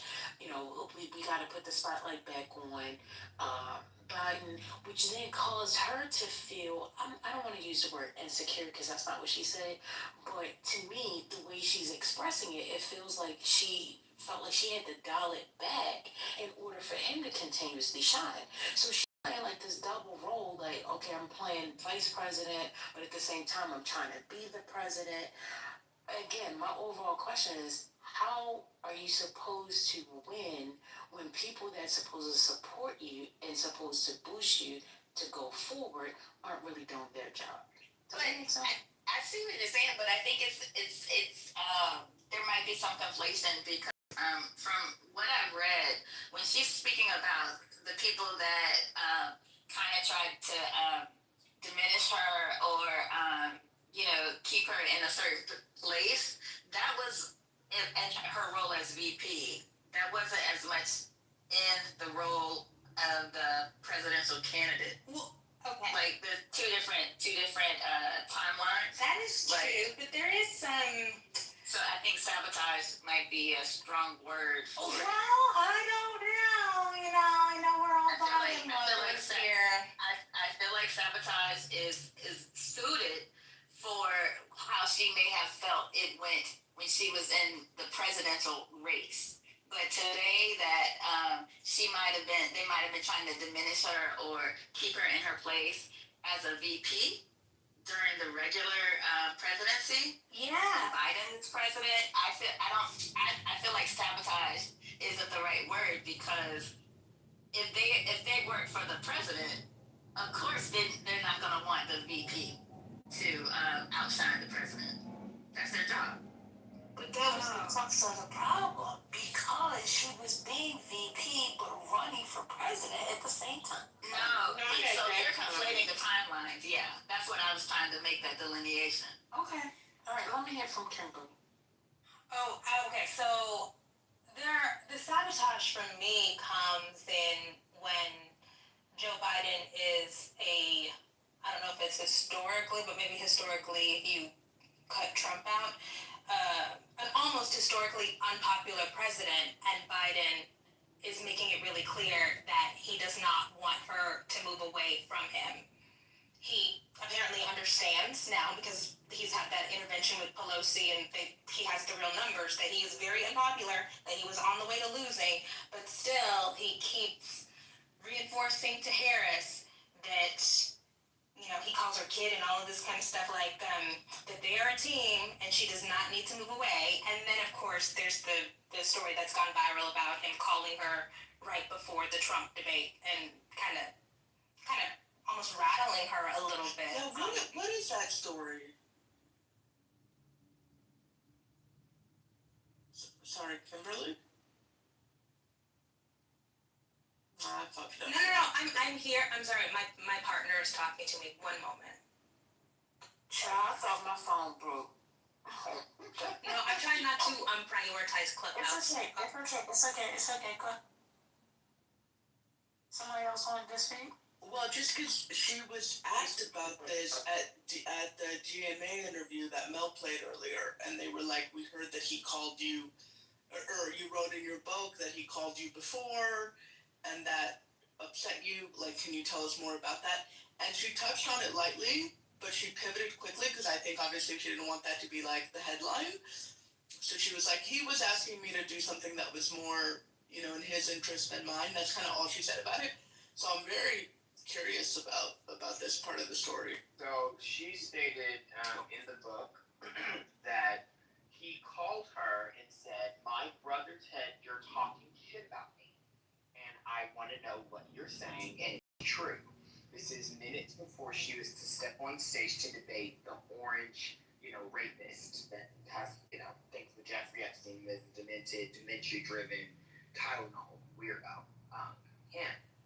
And so what we saw is an explanation of how the Biden team, she was careful to name Biden when she needed to specifically give examples of what Biden did, but also made clear to differentiate between him and his team, some of which were on her campaign. So the campaign / Biden team undermined President VP, and it is not true politically or historically that a vice president is not to shine or never have moments. Vice presidents have been given multiple moments to shine. Biden was given moments to shine. Al Gore, we've had multiple presidents give their VPs those moments to shine, because the role used to be that your VP is your successor, that the VP is going to run. That's how it's always pretty much been. It's just that's just how politics work.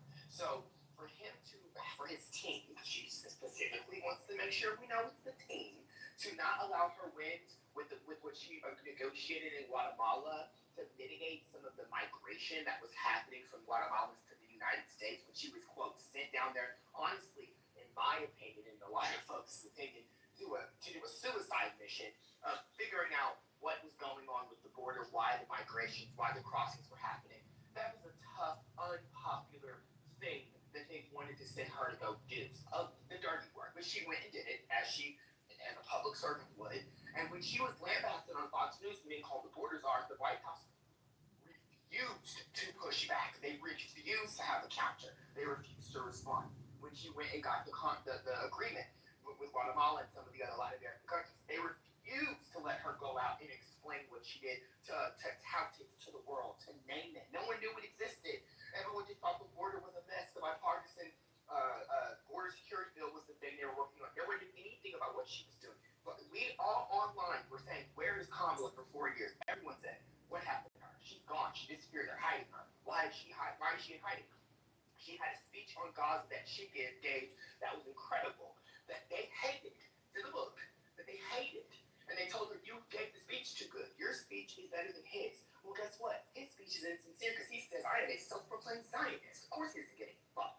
So what are we talking about? She was better in the role in many areas than Biden, and that's not her fault. She should be able to pick up the slack.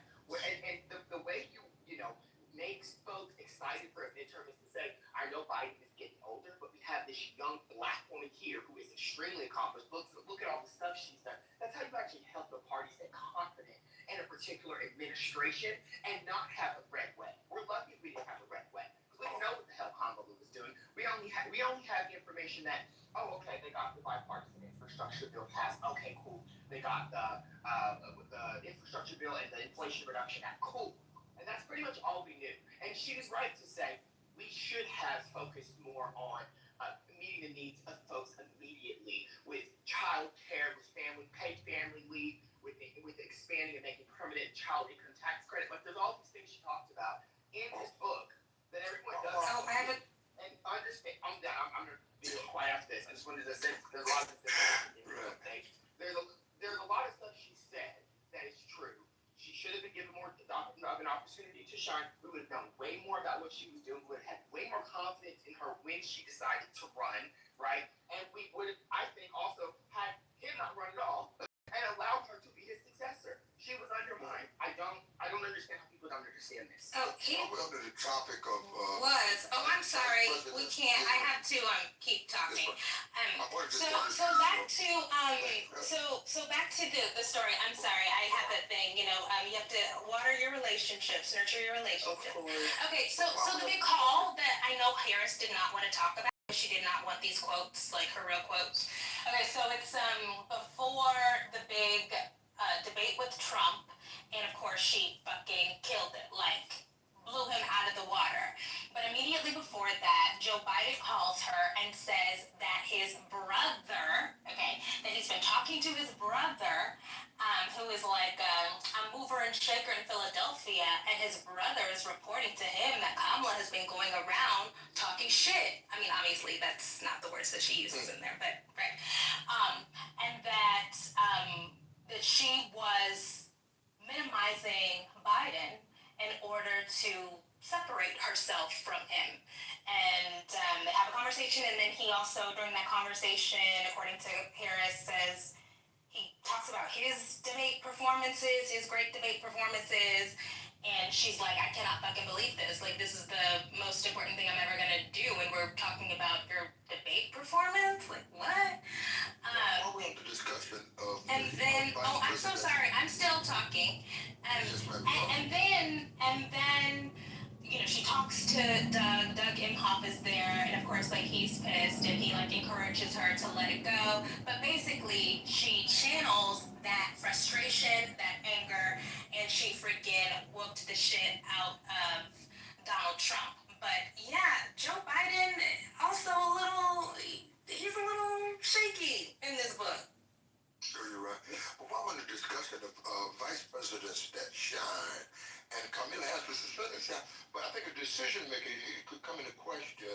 When you take a vice like a Minnesota governor, he hasn't said a syllable in years, and so you have to read yourself for the geezer, and her decision making and vice president, it took away from, in my opinion, her ability to do at least better, if not win. If she's bringing some energy to the table, she's articulate, she's a nice looking woman, a lady that appeals to a lot of people. But then if she picks a vice that's just a geezer, he's just another geezer, or another like a toupee guy, he's just another B-movie actor.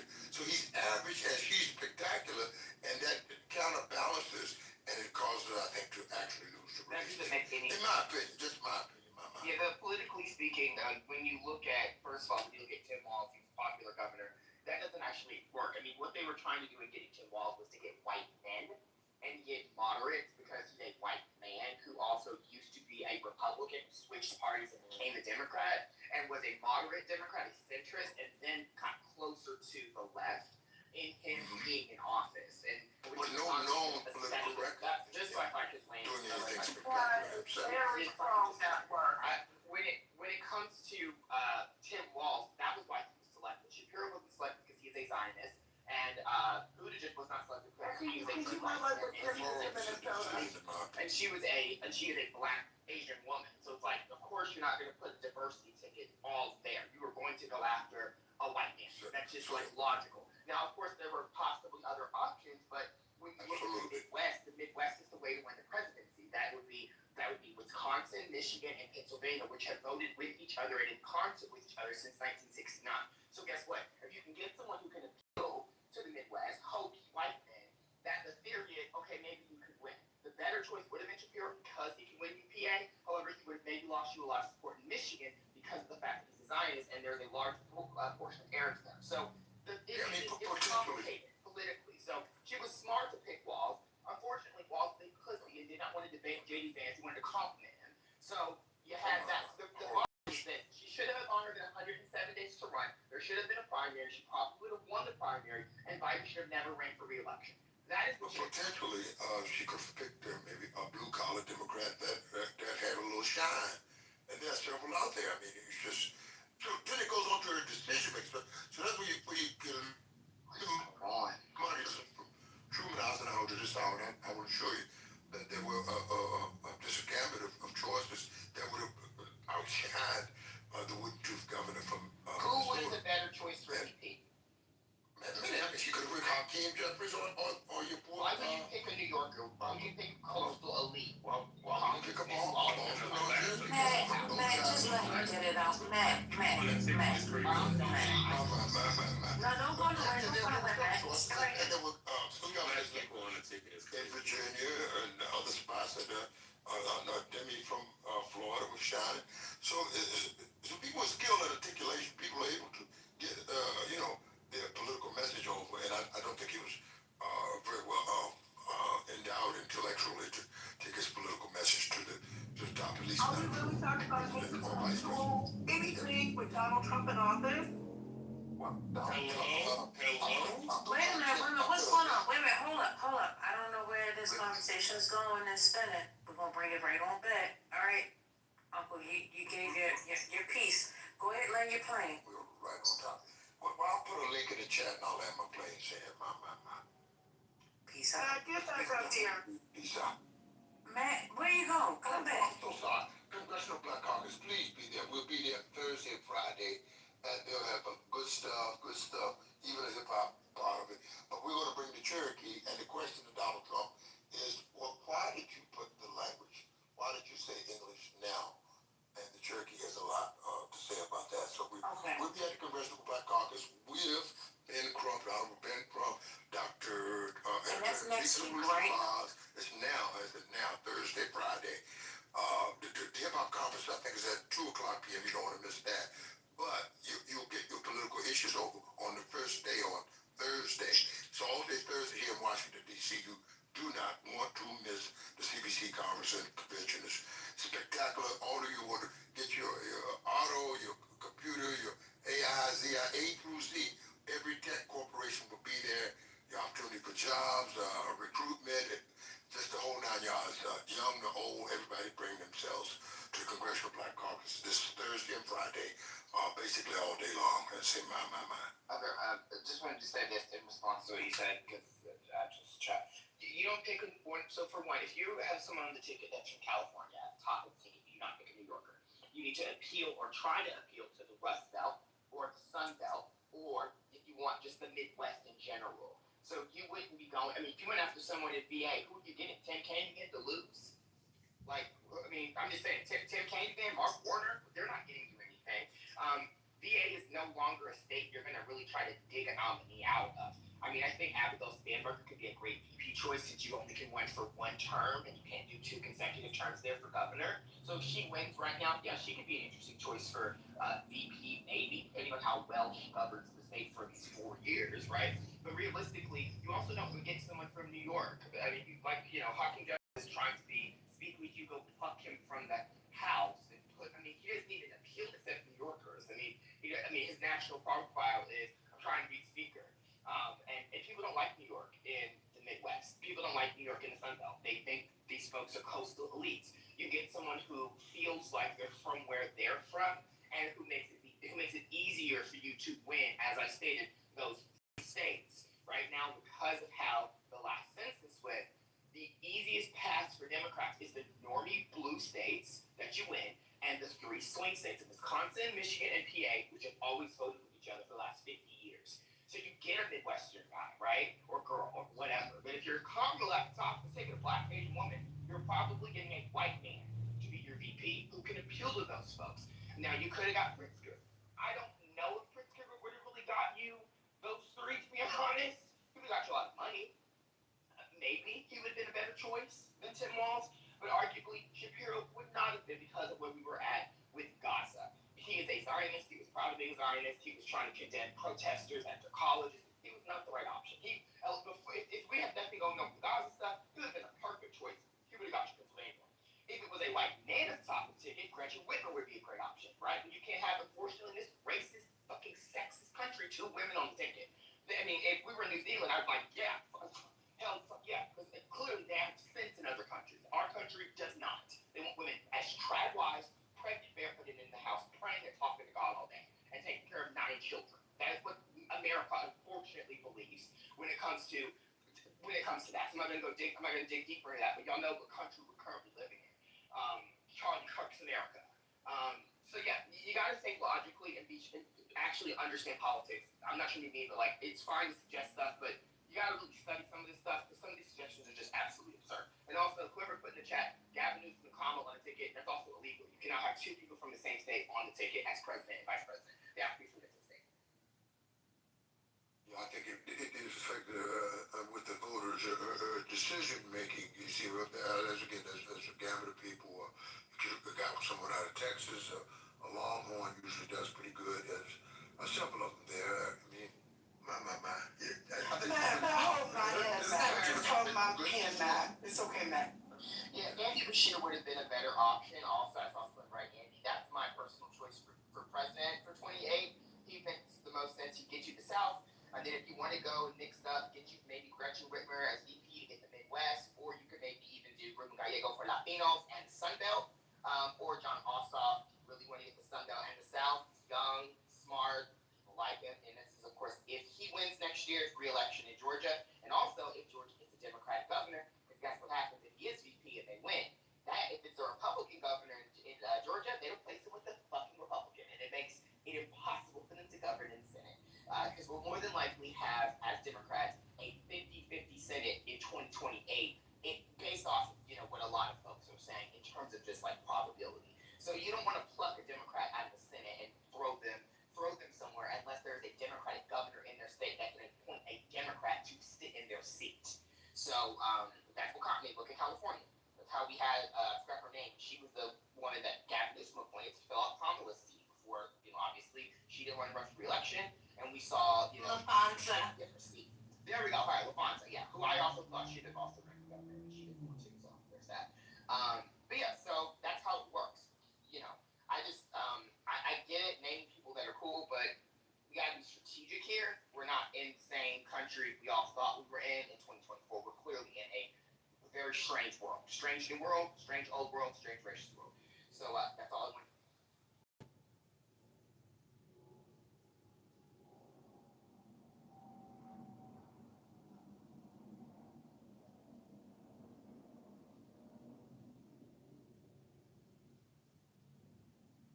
Andy Bashir is boring as fuck. He needs charisma class.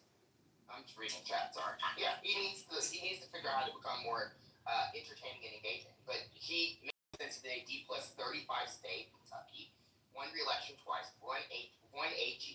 I mean, he's clearly someone who can win. And I think, we're going to have to bring back the South. The South's going to have to come back to the White House. And not the South for Republicans, the South for Democrats. The South is going to have to rise again. Yeah, girl, period. And I'm cool with mixing that up. I mean, you could just do a full Southern ticket. I mean, it's still kind of a risk if it's Andy and John Ossoff, but that would be fine for me. Or Andy Gretchen Whitmer, or Andy and Ruben Gallego, or Andy and Westmore. Like Clinton Gore, Arkansas, Tennessee. Yeah, I mean, you could do that. Return to the South. So So I'm just saying, like when you look at numbers, those are things that make sense. Like Westmore helps you get the black vote, and Andy would get you the rest of what you need, right? If it's Andy at the top, and Whitmer, she helps you not just get Democrats who are going to be excited you have another woman as VP, but she helps you get the Midwest. Because guess what I said? Those three states, Michigan, Pennsylvania, and Wisconsin, always go together. She was governor of, currently is governor of Michigan, a popular governor, leaving office, and guess what? She would help you get those through. So you just gotta, it's not hard to do some of this stuff that a lot of people don't want to. Kelly, over in Arizona, he'd be awesome. He would really help you get the Sun Belt. I mean, Kelly could probably appeal to freaking North Carolina. People really love him and Gab Gifford. So I'm just saying, we gotta be strategic. But back to what we were originally discussing, his team, Biden's team, undermined Kamala as VP, and in my opinion, saddled her and really had her in a chokehold and muzzled during this election. She was trying to be loyal. She was trying not to undermine him. She was trying to be a kind person, and unfortunately, she did not have enough of an identity or brand that fucking administration would allow her to have carved for herself, because it would make Biden look weak. You're an 80-something-year-old man. Get over it. Yeah, I think part of what also happened with her was I actually thought she ran quite a good race in the beginning, and then just the wrong consultant, wrong strategist got in there and was like, "Yeah, you should definitely spend 6 days with this chick." Like, what the hell? Yeah. And I think Tim Walz, frankly, in his ridiculous debate performance was part of that too. They told him to sit down and stop doing the thing that actually made him popular during the cycle, which was the whole weird thing, talking shit about Republicans, while also pivoting towards more of a, let's stop being weird and actually be together, which I thought was a message that was working. And then it was like, oh no, this is working too well, let's undermine it. It's never made any sense whatsoever to do that. Like, you've got momentum, you're actually building something, and then you're just gonna undermine it. And I honestly think, and Kimberly was saying this before too, I think the Mike Donalds of the world, Dean Dons, all of them just were stuck in 1996. Yeah. Or some year that's long gone in a politics that no longer exists, and it just absolutely sabotaged them. Because she got close anyway. This was not a massive win. Your Honor, it's kind of like you said with that, with what you posted up there about how when they move further to the left, they do a little bit better. Because I honestly think the reason behind that is if you move more to the center, for those people that are on the fringe about voting, it makes both sides really look more equal than what they are, and that will, depress the turnout. And I think that hurt. I think if Gaza had not been such an issue, then she would not have done the Unite America tour with Liz Cheney. I just think that, and I don't think that there's reason to believe that, they just gave up on the idea that the young people that they'd be able to bring the young people in because of the Gaza thing. The young people and the suburban people, because they have to do the Michigan people too. Do y'all? It was wild.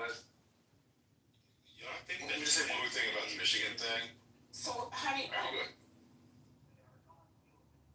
You want to go now? Just okay, then I'll go. No, I was talking about the guy. Okay, you go ahead. I'll go after you. Okay, I just want to ask Kimberly real quick. So how do you explain all of the emphasis she put on the women's control of their body thing? If that wasn't for young people, what was that about? Because I thought that was overly done. For women, okay, so reproductive rights, abortion was such a winning issue in 2022. Yeah. The Democrats way overperformed in the 2022 midterms because of Dobbs. And so it polls well, and Harris was good at talking about it. That's the other thing that she, says.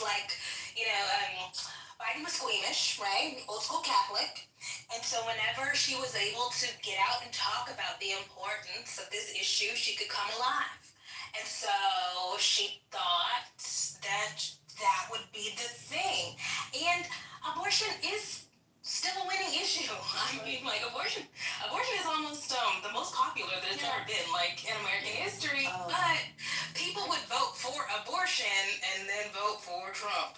Yeah, I just think, I don't know, I just think it seemed asynchronous or something, out of sync with what she had going on.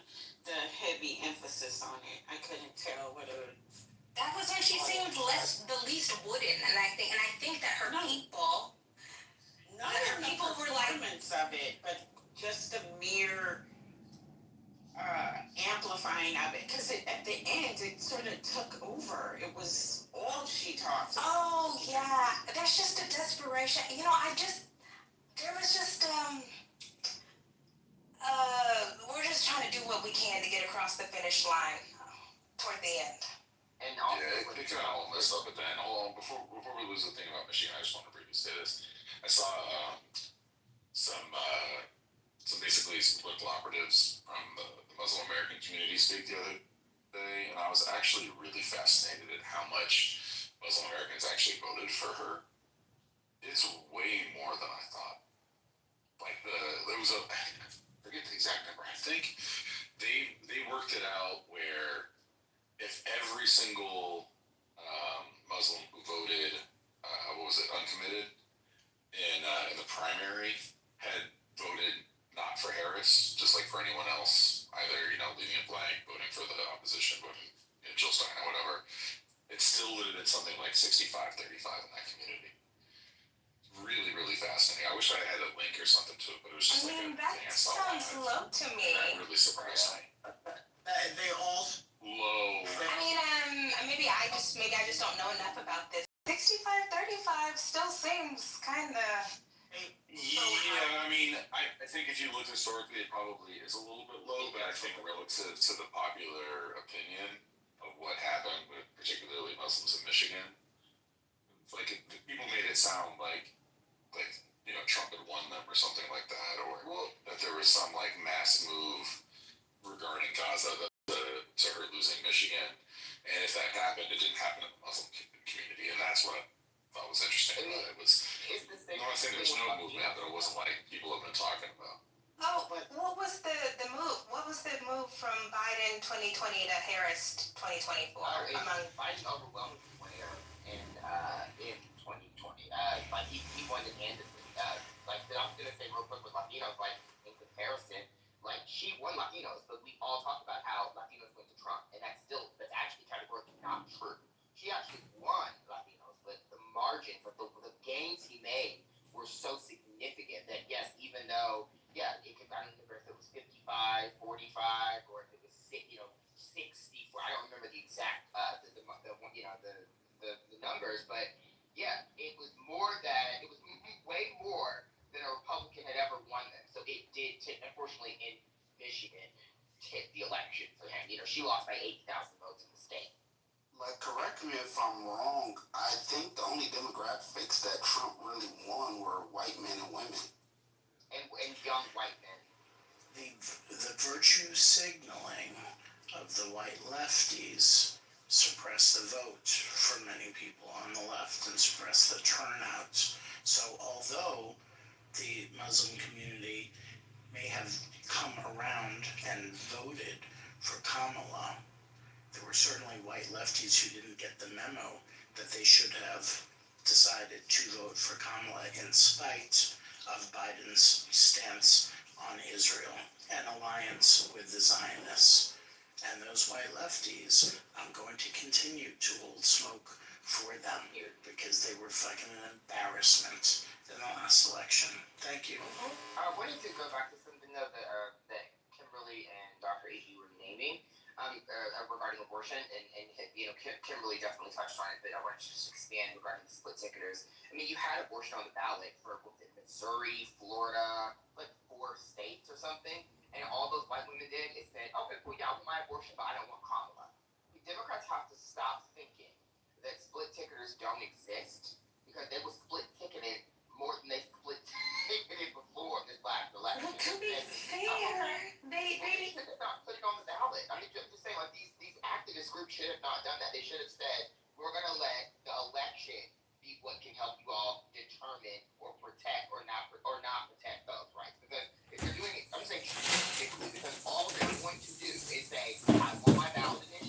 what I want it to be, and I don't want her, because I don't want her other color. Especially if you're speaking Kitover, and it's what they get, they'll whole article about that. They fucked up. Well, what about like Arizona, right? So in Arizona, we get, yes, abortion, yes, Gallego, no Harris. You know? That comes down, unfortunately, that's Carrie Lake being an unpopular loser who lost already and came back and lost again. I can kind of attribute that to they were going all around the state and talked about going to like small program towns in Arizona that no one ever goes to. I mean, I watched his like interview he did after he won, and they were like, "How did you win?" Like they wanted to talk to him and all the Jackson Brooks and asked like, "How did y'all win the state?" And I would say a lot of folks came out because of those candidates, yes, but also was very big on the going down. She did help with turnout, so I'm gonna say she did not. However, I think we got to win over some of those folks because he actually made it work with the state. She barely went to Arizona. She barely went to Nevada. That's a good point. She barely was there. She was up and down, going to North Carolina, going to Georgia, getting like 12 times or something. Like she was focused on the quote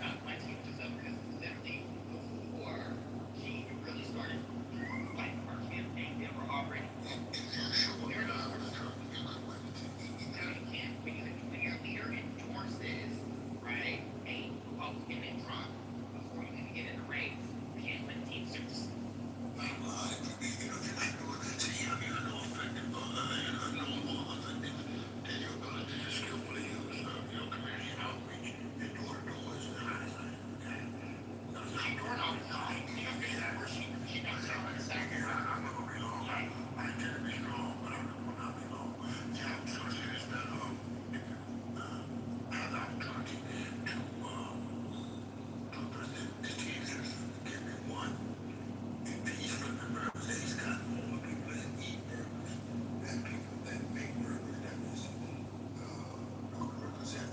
are we talking about?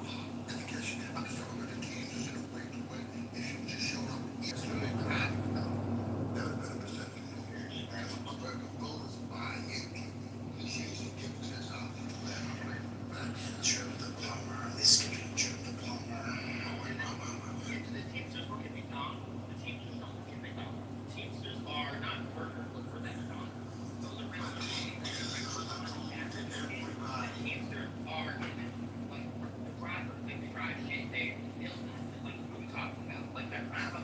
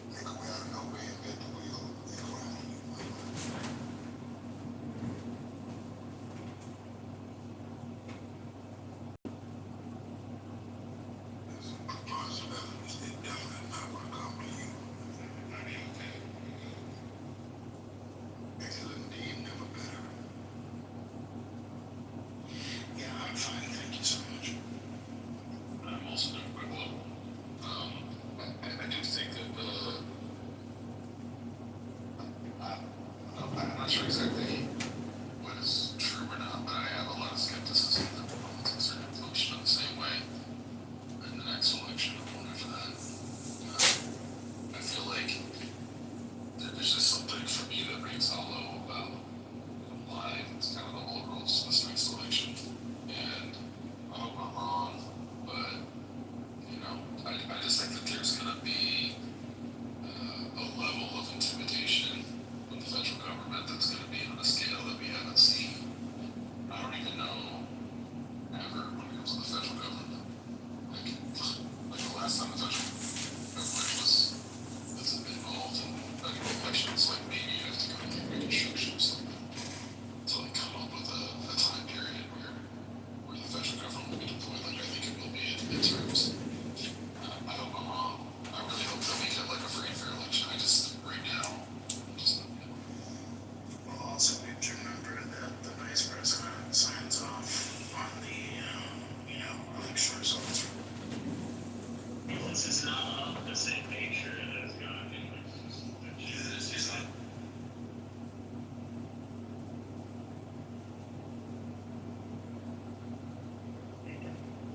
going to come back to the Democratic Party.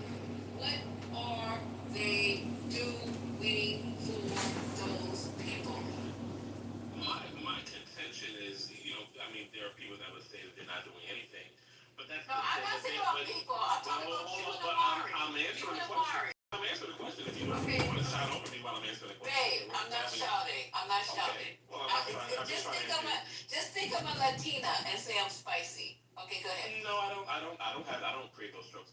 But again, I mean, I don't. Therein lies the thing. I don't really think that they have to truly do anything. See, you don't answer questions. The same way. Can I? Am I? Well, no, because you ain't answering the question. Yes, but you don't want to answer. You don't want to listen. To say that they don't do anything. He answered the question. He said they're doing but you nothing. can't have a bunch of people yelling over me while I'm talking. Go ahead, Mike. You just answered the question. They didn't hear you. You said that they're doing nothing. I know. Can I land my plane without the interruptions? Go ahead. All right. 10 seconds. The same way. There you go. Female. Go ahead. The same way that Donald Trump made a whole bunch of promises and he didn't deliver. Again, it's bigger than just whatever he says, and he's just talking. It's an ideology that they believe in. It has a lot to do with the fact that they're playing against the heartstrings against these people because of the fact that they have a distrust against the Democrats. If the Democrats were to come up and they get it right, a lot of those people that he flipped, to Amari's point, where they're not all MAGA supporters, they would get them all the way back. But what keeps them coming and what keeps them under the gaze that, hey, I'm going to be able to do all these different things is the fact that they have such a distrust for the Democratic Party that anything that Trump dangles out there, they're just going to be able to buy. Hey, you need to go ahead and land now. You don't talk about it. Okay, but we've been quiet. And now I'm going to talk. Lisa, Yes, ma'am. so here's the thing, Lisa. The reason why this shit is so stale with this nigga here. With this nigga here. Boy, shut up before I throw you in the goo. Yeah, so you say something else. Come off again. Come on off. I'll throw your black ass in the goo. Yes, ma'am. Anyway, here's why this is so tired. Democrats, including you, Lisa, and Haitian. What he's saying, we've already said. The Democrats had a messaging problem. Why the fuck you keep saying the same goddamn thing and not answering the question? Everybody has said the Democrats have a messaging problem.